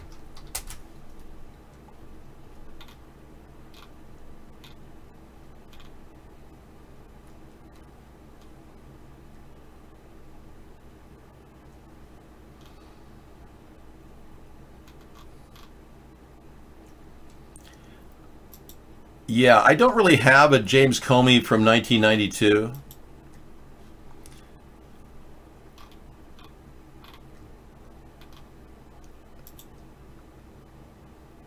I have an early picture. Here we go.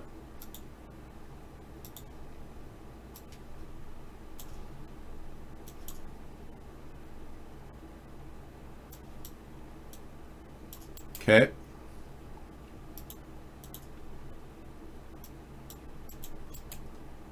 Let's fade this out and see if there's a match.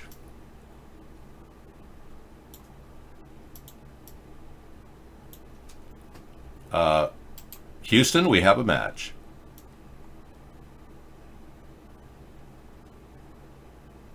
Okay, the triangular points of this face are very similar to the sketch photo, right down to the hairline.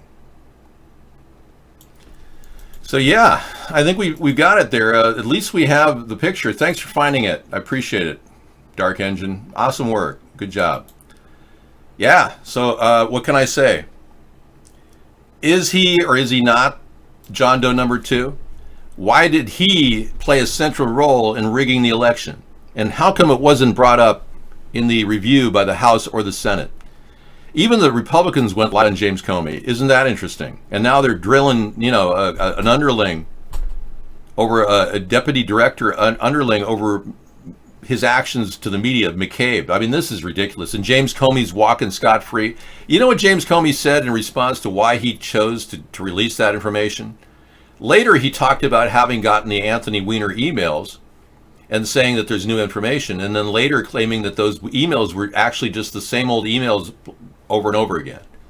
He made that statement, which has not been verified. In fact, everybody at the NYPD who's got access to those emails or had access to those emails from Anthony Weiner's laptop is dead now. Yeah, all the NYPD officers that were privy to the homicide and the lead chief were privy to that document are dead now. They both suicided with a gunshot. Very suspicious, okay? Then you got James Comey virtually riding out there without anybody scrutinizing his actions. And his response was the reason why he told the world about it is because he knew that Hillary was going to win and that this wouldn't affect the election. Now, I'm not sure what kind of a moron he is. He doesn't appear to be a moron, but that's pretty moronic when you think that telling the world that the lead candidate to win the election is now under criminal investigation is not going to affect the election. That's just sublime idiocy. That's retardation. So there's something wrong with that answer he gave. Extremely wrong. And there's also this incredible lack of concern he has about the emails from Anthony Weiner. That was another strange aversion, which appears to be a complete NYPD cover-up all the way down to the rank and file. It looks like there's been people killed over this.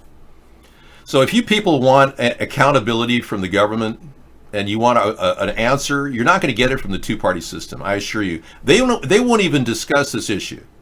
It won't even come up.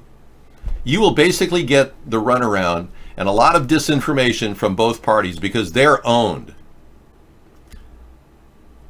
No, I don't like the word autistic. It sounds too close to artistic. I prefer retardation. Autistic people are very intelligent, generally speaking. Some of them are geniuses. So retardation versus autism, I'm sorry, I'm going to go with retardation.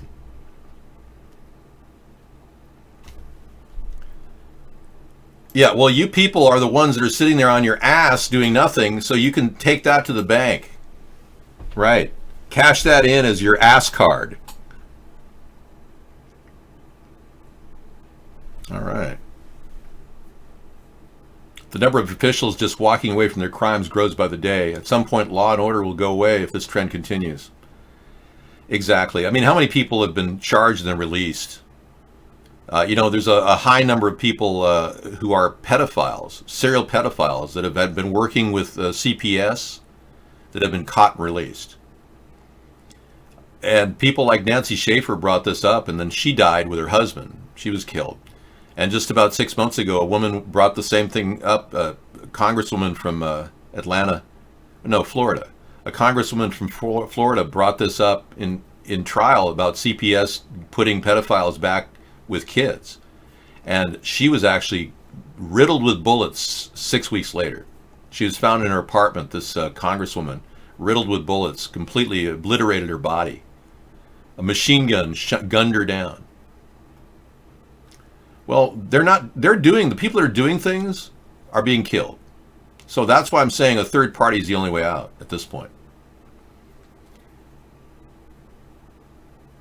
Oh, don't get me wrong. People found that picture, that should have been readily available on a search. I couldn't find it, and that's not doing anything. Dark Engine did a great job finding that.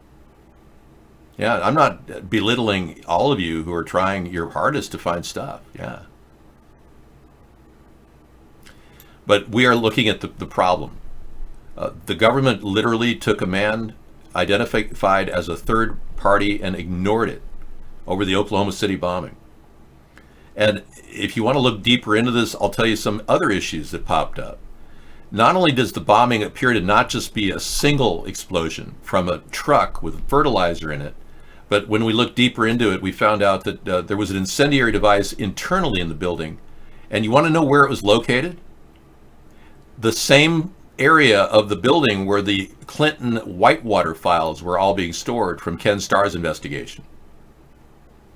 The epicenter of that explosion was the Ken Starr file. Isn't that interesting? Yeah. So the government is not giving you all the information, and you never get that. When Waco was taken down and a mass murder occurred,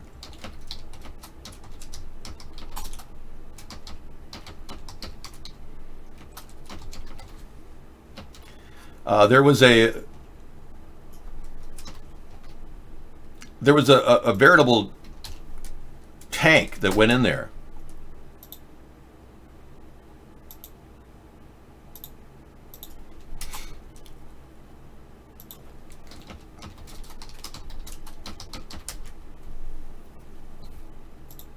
Take a look at this footage that's available, and you tell me what this is.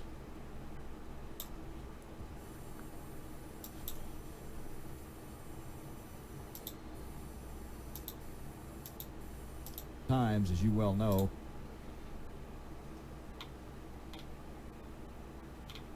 Well, I don't have it. I'm sorry. It's been scrubbed from the internet.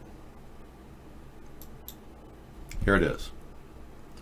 Here's the footage of the tank that comes in there. Take a look. Now remember, oh, I can't play more than 8 seconds of this. Hang on.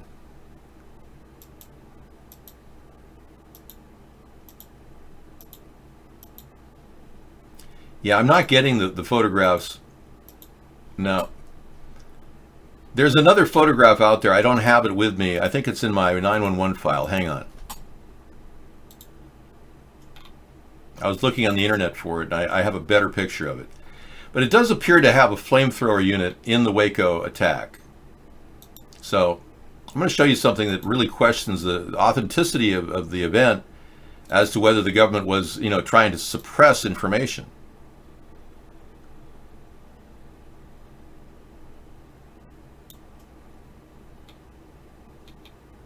No.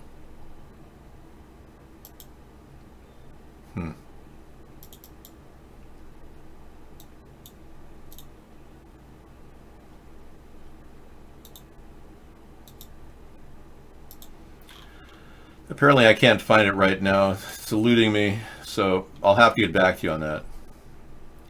But yeah, there was a flamethrower that was used to virtually immolate everybody in there. And no one really knows why.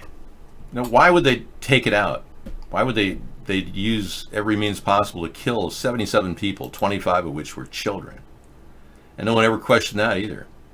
So there's been every single event that's been going on in our country, officially government actions, etc., has never really been put to the test. And the media has been suppressed for so long that the free press no longer exists. It's now costly to buy into it, except for the internet like we have right now.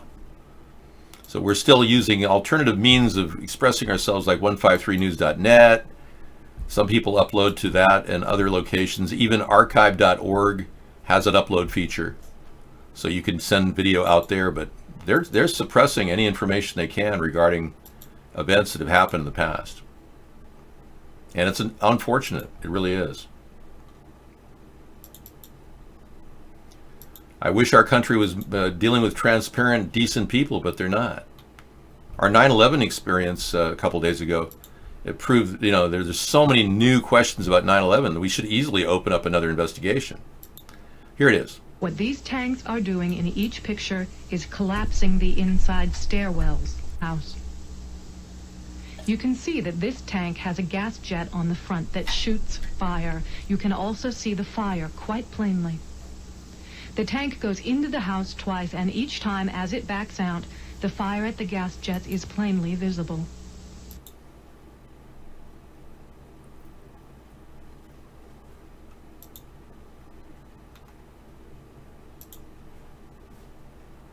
All right, so there you have it, folks. You're looking at the government setting fire to the Waco complex. Isn't that amazing? I mean, seriously. How can we sit back and allow a government that covers up details like a third bomber at Oklahoma, eliminates any chance of us questioning the Waco attack, How can we trust a government that virtually made it seem like the takedown of the World Trade Center was caused by 18 Saudi Arabians? No one knows where they are to this day, and no one's pursuing them either. Yeah, and then all this talk about the planes taking them down, and we have evidence of even CGI effects being pushed on us. Mossad being there videotaping it. How can we explain that? How can we explain the SEC opening up external offices 2 days before the World Trade Center attack, unless they had forewarned knowledge? So with pre-knowledge, that means there is definitely an inside job involved and a cover-up. The very same people are installing people like Donald Trump and Barack Obama in office. So we, the people, haven't had a political movement at all since Abraham Lincoln. Abraham Lincoln, it was as close to a grassroots political movement in America as we've ever had. I would like to say FDR was, but FDR's entire family, the Roosevelt family, worked as bankers for the Rothschilds and the Rockefellers. These people, Roosevelt, Rockefellers, Rothschilds, they were all connected. And FDR was in no way a champion of the people, I assure you. He was directed to simply spend money that we didn't have and to put our country deep in debt. I am not a hologram. I am not a hologram. I am not a hologram. No, if I were a hologram, I would sound like a broken record or a robot. And clearly I'm not. I am not. I am not. You really think I'm a hologram? That's absurd, man. Just because I started 11 years ago looking like this, haggard from trying to get you people to wake up out there in front of my house, and I'll prove that I'm still the same guy that did this one of these nights. I'll bring the same shirt in and wear it. Hi, good morning. As you can see, I'm still wearing the shirt I wore last night and yesterday at Blog TV.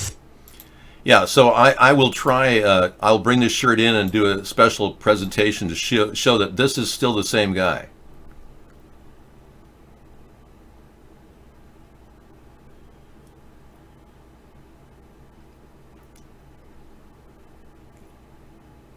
I'm back! It's exhilarating to do Blog TV. We've been having an incredible time. This is in fact day 54. I thought yesterday was day 54, but we did a recount, and we determined that today is day 54 as we approach the election. And as your potential write-in candidate, David John Sponheim, I'm here to show you my hybrid electric vehicle. It's not a plug-in hybrid. That's something I want to build at the U.S. Auto Corporation. Hey, you know, different lighting. I'm not getting any younger, believe me. That's 11 years ago. It's just different lighting, yeah. I know you think that. You've been led to believe that through what I've been doing was laying some sort of alluding to the possibility. And since I alluded to the possibility, you immediately thought this is what's happening. I was the one that seeded the thought that I was CGI or robots. I simply used it to get noticed on the internet. I still have the car. It's in mint condition, yeah. Yeah, well, I take out a lot of people who have free speech issues, unfortunately. They can come back under new names, so I'm not denying them access to the show at all. How about Ronald Reagan? Well, you want to talk about Ronald Reagan, and you wonder how our country should be a better nation under Ronald Reagan. I'm sure that Ronald Reagan would stand strong against the communist threat from within the Republican Party. That he would stand up to these Russian oligarchs who control Donald Trump and tell the Republicans that Ronald Reagan is back and he's ready for action. I'm sure that the American people will know that Ronald Reagan is ready to lead us to a better, brighter future. And if you're a Republican who's wondering why Russia is controlling Donald Trump, you have a reason to vote for Ronald Reagan in the upcoming election. The only problem is Ronald Reagan is dead. Tropical storm Humberto lashes Bahamas. UN chief views devastation from Dorian. Okay? In other words, these people aren't helping the poor people of Bahamas. Because tropical storm Humberto lashes the Bahamas yet again. UN chief views devastation from Dorian. Let's take a look. Prime Minister of the Bahamas, Hubert Minnis, hopes further damage will be limited. I've just reviewed, looked at the direction of the system. The system is anticipated to stay mainly on our eastern flanks. The worst part of it, most of the rain bands on the eastern flanks as opposed to our western flanks. If it stays in that path, then we would not have a great impact as one anticipates. The National Hurricane Center confirms Humberto's winds are sustained at 50 miles per hour with higher gusts. Up to 6 inches of rain is forecast. Gosh. Tropical storm Humberto is expected to strengthen to hurricane force Sunday after it leaves the Bahamas and heads towards Alabama. Oh, it's heading toward Alabama again. Oh no. Oh, you can see it, Alabama. the U.S. East Coast. The storm strikes as I would like to ask my Commerce Secretary to fire all the NOAA people that have contradicted me, even though they're telling the truth. I believe the Bahamas were not threatened. Alabama was threatened. God, he's such an idiot. He thought Alabama was the Bahamas. Somebody said, have you heard about the hurricane in the Bahamas? Alabama? Okay, I've heard Bama. Yes, Alabama. Obama, Bama. It is Russians, just like oligarchs and Zionists alike. Many people in Russia and in America are controlled by Zionist ethos. You do not understand the hold that they have over Donald Trump, do you? You do not realize that the oligarchs are underwriting his debt to Deutsche Bank. Well, thanks for making America great again. Hey, a lot of you guys who are pissed off at Trump right now, I want to welcome you all into the show. Trump supporters are angry that he's banning e-cigarettes. I had a couple guys in here saying that Trump is acting like a communist, banning e-cigarettes when 3 people died, and how many thousands of people died in smoking cigarettes. I mean, banning e-cigarettes and not dealing with cigarettes. I mean, I'm sorry, don't ban anything. You Democrats should stop banning too. Stop pressing on our right, freedoms, and choice that the American people have by nature. Here's a typical commie in the Democratic Party. Let's listen. A lot of injury, a lot of suffering in El Paso right now. I'm incredibly saddened, and it is very hard to think about this.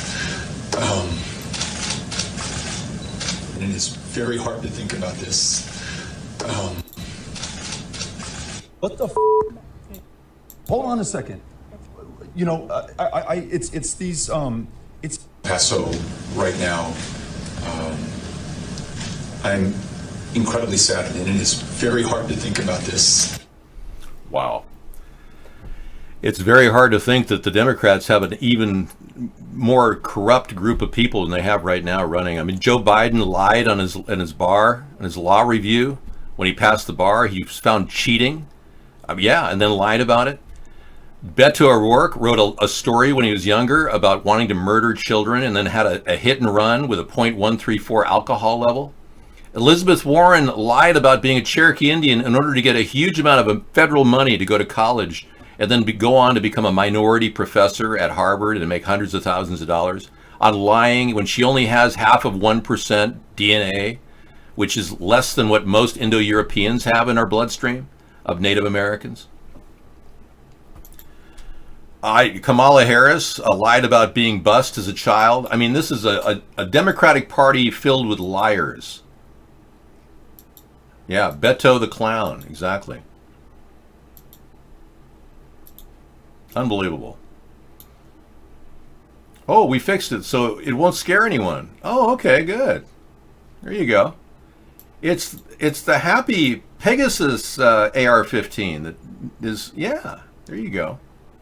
And don't assume its identity. It's not an AR-15. It identifies as a wireless handheld peacekeeping device and as a non-gender biased device. Okay, cool.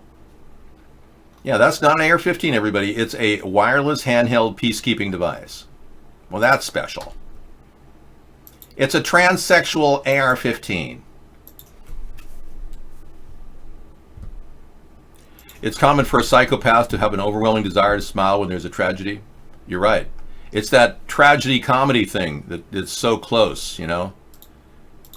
tragedy and comedy have lived together in theater since Shakespearean times, and the face has been a notorious symbol throughout historical drama and comedy, and you see this typically in almost every single theater. Are these pictures? So yeah, theater is all about, it's almost sociopathy. Actors pretending to be something they're not. Beto is clearly an actor pretending to be something he's not. He really doesn't care about America.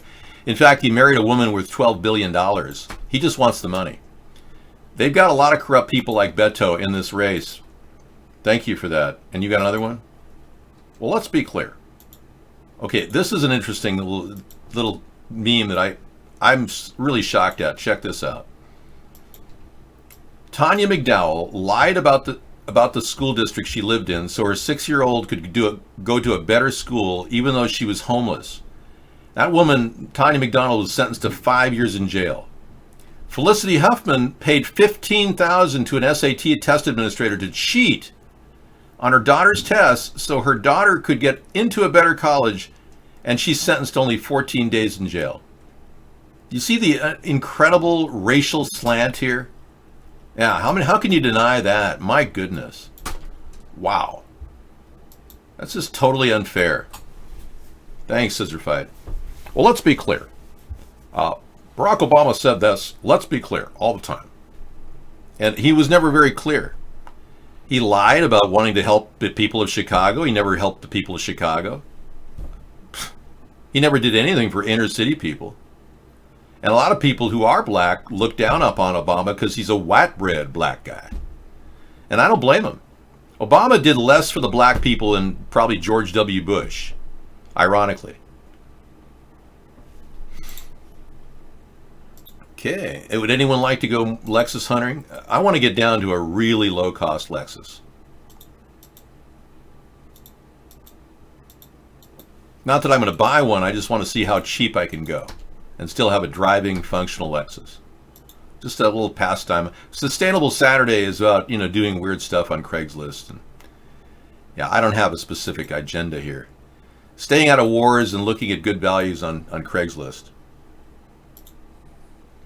Oh, this is Houston. I don't want to buy one in Houston.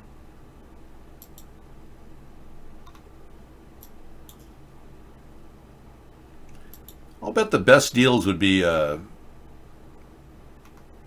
yeah, probably New York. Yeah, New York. No, you don't get, yeah, you get good deals on cars, and yeah, but they're all rotted out. I'd rather go to California. I know, I'll go to Vegas.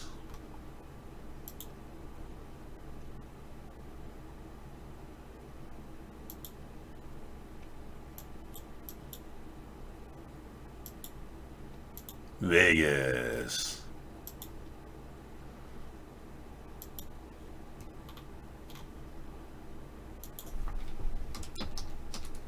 And I'll put a price range in. Minimum price $5,000, maximum $10,000.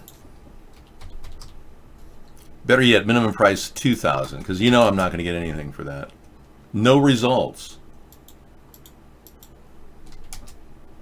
There we go. Okay. That's $700 down. Yeah. Okay, here's a 2002 Lexus, extra clean, only $4,500. Check this car out. Somebody said, Dave, you act like you're a car salesman on this show. Yeah, I know. I theoretically could be, I guess, but that's pretty sweet. Yeah, it's got tinted windows. How many miles on it?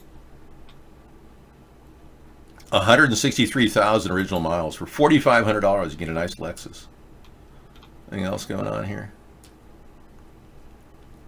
Here's another one for $4,500. 2005 Lexus. There you go. See, doctors are ready to sell these cars. Oh, that's a sweet interior. Look at that for $4,500. That is sweet. Look at that. You can drive around in luxury. The cars that your doctors who ripped you off during your last procedure, your surgery, you can drive around in their used car for only $4,500. It's not cheap to maintain. Good point. That's true with Mercedes as well. Let's go back to Joe Biden and his dentures. All appears ever voters got done before. I'm the only one appears ever. He handled it pretty well, I got to tell you. He did not skip a beat with the dentures flying out. Yeah, I was impressed. Black death spray and harvest moon rising over the 307th state. That's not sustainable. Mike Decker. Friday the 13th, 2019. Sunset. Coal fly ash or carbon black dust or a combination. Carbon black dust, coal fly ash. They're just dumping dust all over Wyoming. I drove through Mike Decker territory, and I can tell you, they got it everywhere. It's flying. He takes pictures with his Nikon camera. Nighttime spraying going on, too. Not magical 200 and whatever, 1,000 miles away. What the hell? Is that the sun? Or the moon? Of course, the wind's going to come up. It's a red moon. All right. Exit to stage right. Yeah, that's a bit much. Thank you for that link. I'll play it tonight. Black death spraying and harvest moon rising. That's amazing. Wow. He knows what's happening. He's on the cutting edge out there in Wyoming.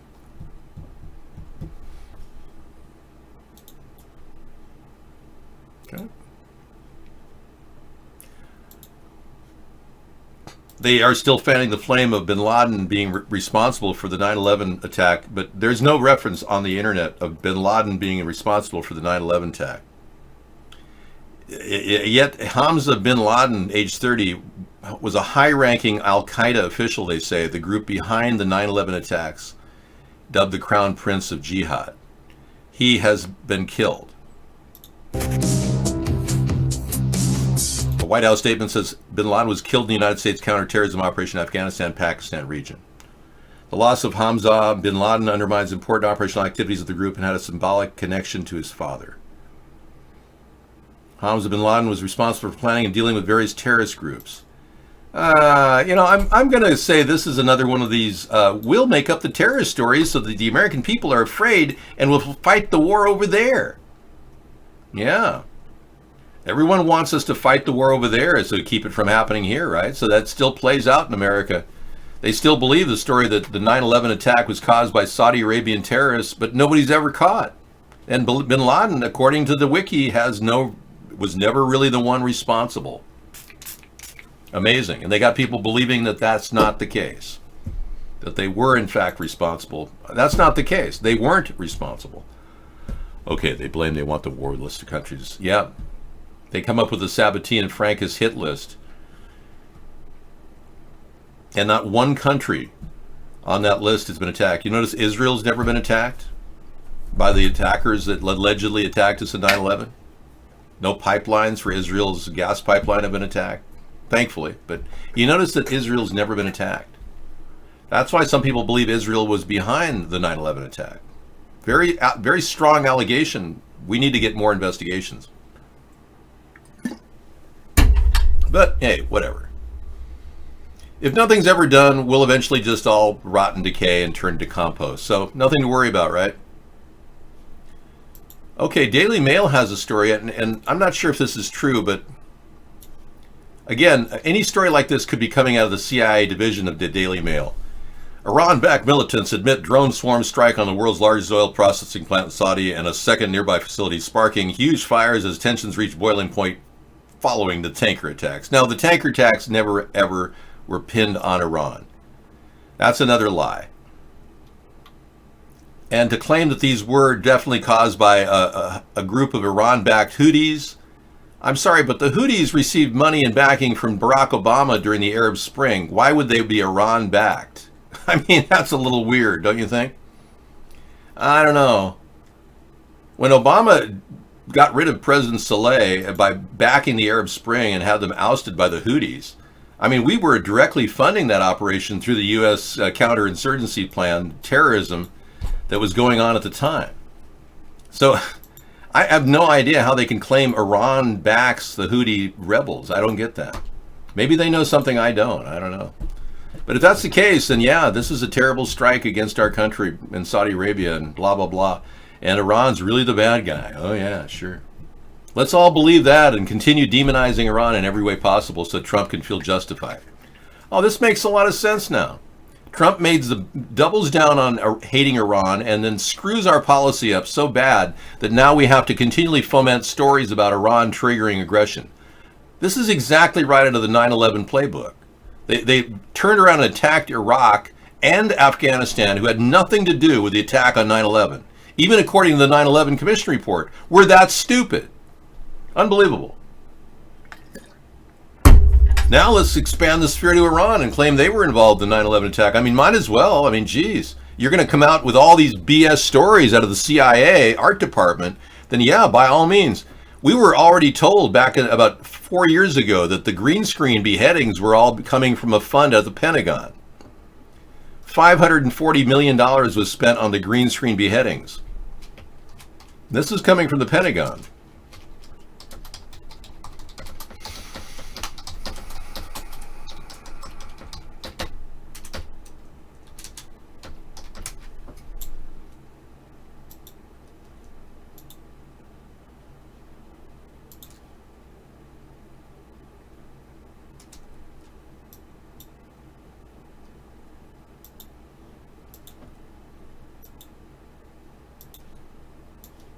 The Pentagon spent $540 million to a PR firm Bell Pottinger to produce fake terrorist videos. Wow. This is from 2016. The story broke. Yep. During Petraeus' time. This is an absolute scoop, Tom Warren says. UK lobbyists ran a shadowy propaganda unit in Iraq. Yeah, see, they've been fomenting, remember those? Yeah, those were all fake. You could even see the lines in the green screen behind it. So the government felt that it was okay to fake green screen beheadings to convince us that terrorists were rising over in the Middle East. And same with the gas bombings in Syria. So we've been led down the line that these terrorist attacks are happening all over the world, that we have to keep funding war against them. You see where they're going with this?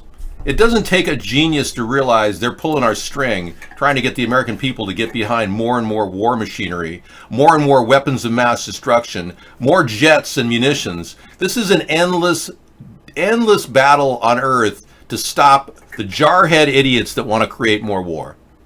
And all they want to do is run psyops behind the scenes through our government options and using your tax dollars to do it. It's unbelievable. I mean, when is this going to stop?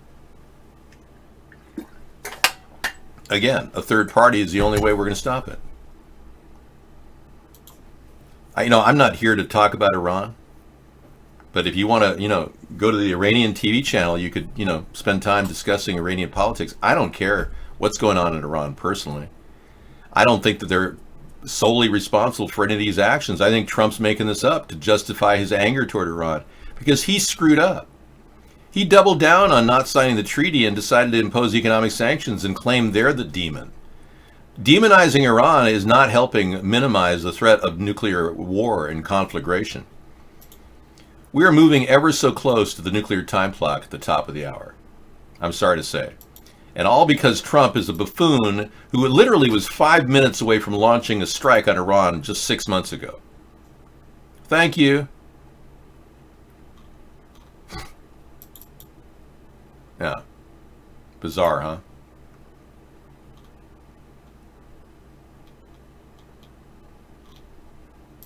A long, long time ago.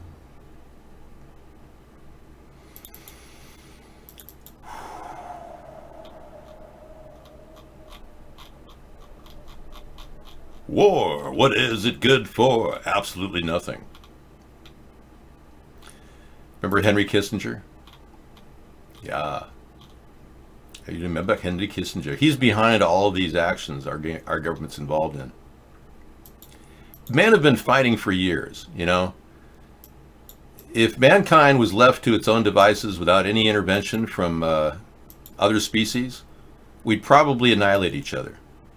But thanks to little pretty kittens, they bring peace to us. And I think kittens are telling us, meow, be nice, don't hit each other. Well, cats fight too, but you remember this? Military men are dumb, stupid animals to be used as pawns for foreign policy. It's really a new world order. Henry Kissinger. He won a Nobel Prize, which I'm not sure they give that out to people that suck up to the New World Order or not. But yeah, he actually has no respect for anybody in the military. He served too. He just doesn't respect anybody. And in fact, they see the military men as pawns. These are the kind of people that frame wars. Henry Kissinger. He admitted to wanting a one world government. Yeah, said this is what I'm guilty of them and proud of it. He wants a one world government. Henry Kissinger, our own former Secretary of State, is openly admitted to wanting a one world government. And he's bragged about the New World Order all the time. And World of Batshit, number 10. That should be good. Who doesn't want to watch Batshit?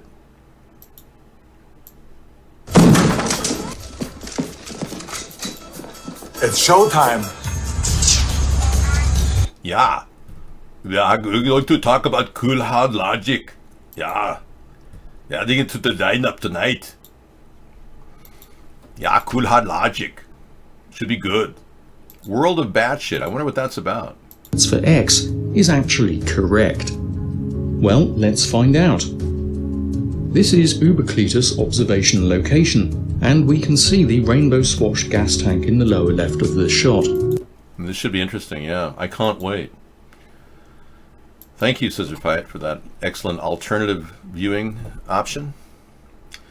So we have reached the end of the 3-minute mark here to the end of the show, and as much as I'd love to, hang on there, last week we did a show right after Sarah graduated, and it was amazing. The day after we came back, and Sarah was just elated to have graduated with her master's degree, and I'm glad for her, because it was a lot of stress just, seeing her work all the time. She really, she's amazing. She managed to do all her studying and work at the same time and fill in the show. I mean, I just, to this day, cannot imagine doing that myself. I'm still shocked at her abilities. She's truly amazing. Sorry about that, I have you on the speakerphone. Kit Boga. We have Kit Boga tonight. Yes.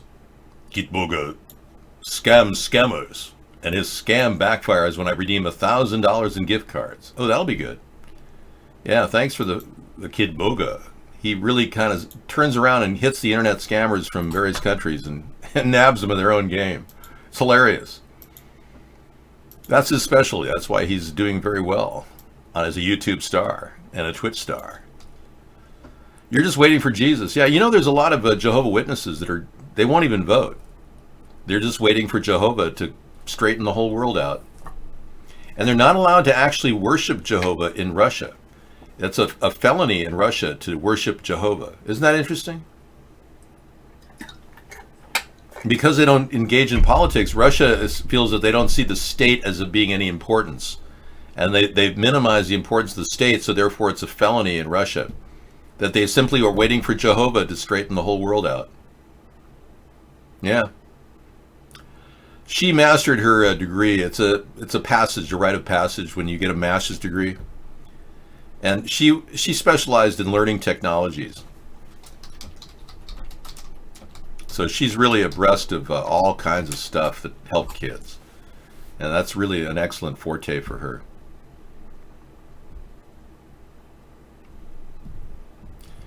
Well, QAnon is basically biding time for Trump to continue his New World Order plans. This past week, Trump is engaged in taking Misanthropy's idea of using social networking to tell people whether they can have guns or not. That was a serious story. That broke. Misanthropy's upset because Trump must have been watching our show because he used that idea and now he's talking about it. It's going to kill Trump's campaign, though, because Trump can't possibly win over gun right people by saying they're going to wait till your social credit score is good enough to get a gun. I mean, so in a way, if Trump takes that, go right ahead. But what's worse is Trump is now claiming that he wants to send federal troops into California to deal with a homeless situation, which is exactly what the FEMA camps are all about. And what we all feared would happen in America is they turn to FEMA for the homeless problem.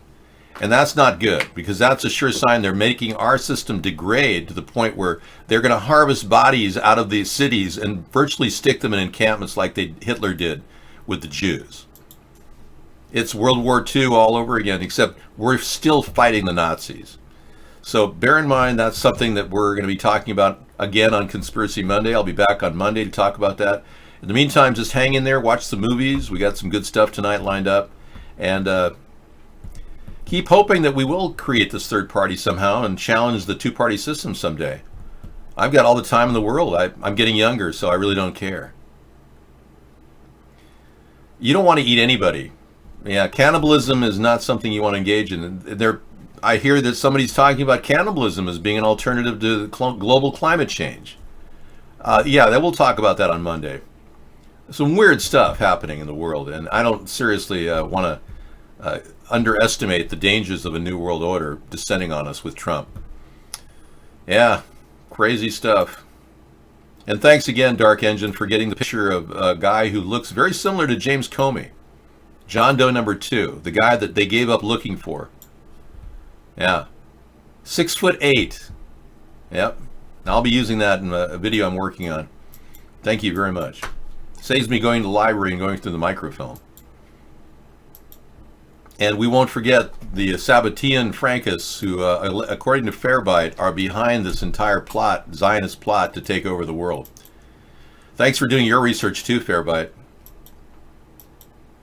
Yeah, we're stopping the New World Order and building up our nation again. That's what this third party's about. Yeah, I'm trying to work on Big Mr. E's comments too. It's not in Trump's lap. Yeah. Well, you QAnon people have got to understand, Trump is not stopping the deep state. He won't even prosecute Hillary Clinton, Elizabeth Warren for violating the perjury laws, Omar for marrying her gay brother. He won't prosecute anybody. Trump is turning out to be a lame duck New World Order puppet. It's obvious. And no QAnon BS is going to justify what Trump is doing by now moving in and taking your gun rights and then building a FEMA plan to take over the homeless problem. I mean, this is New World Order 101, people. We got to stop this. And I'll be here every night to do it. All right. Thank you for coming in and hanging out with me and giving me some time and interaction.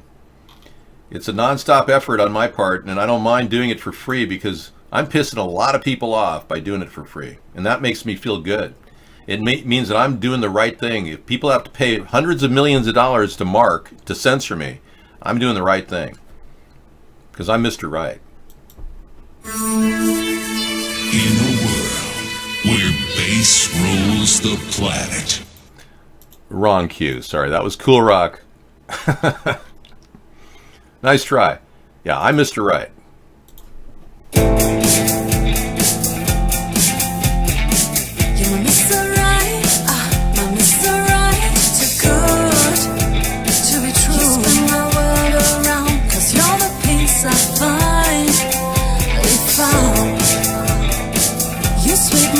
My feet, my heart stops to beat, cause you make me melt away.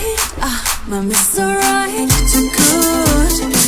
You spin my world around, cause you're the peace I find.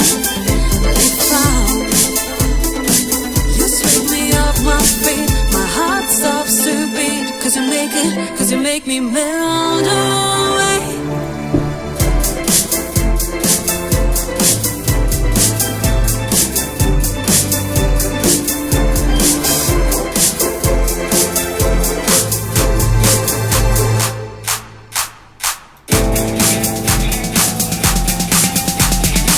You're Mr.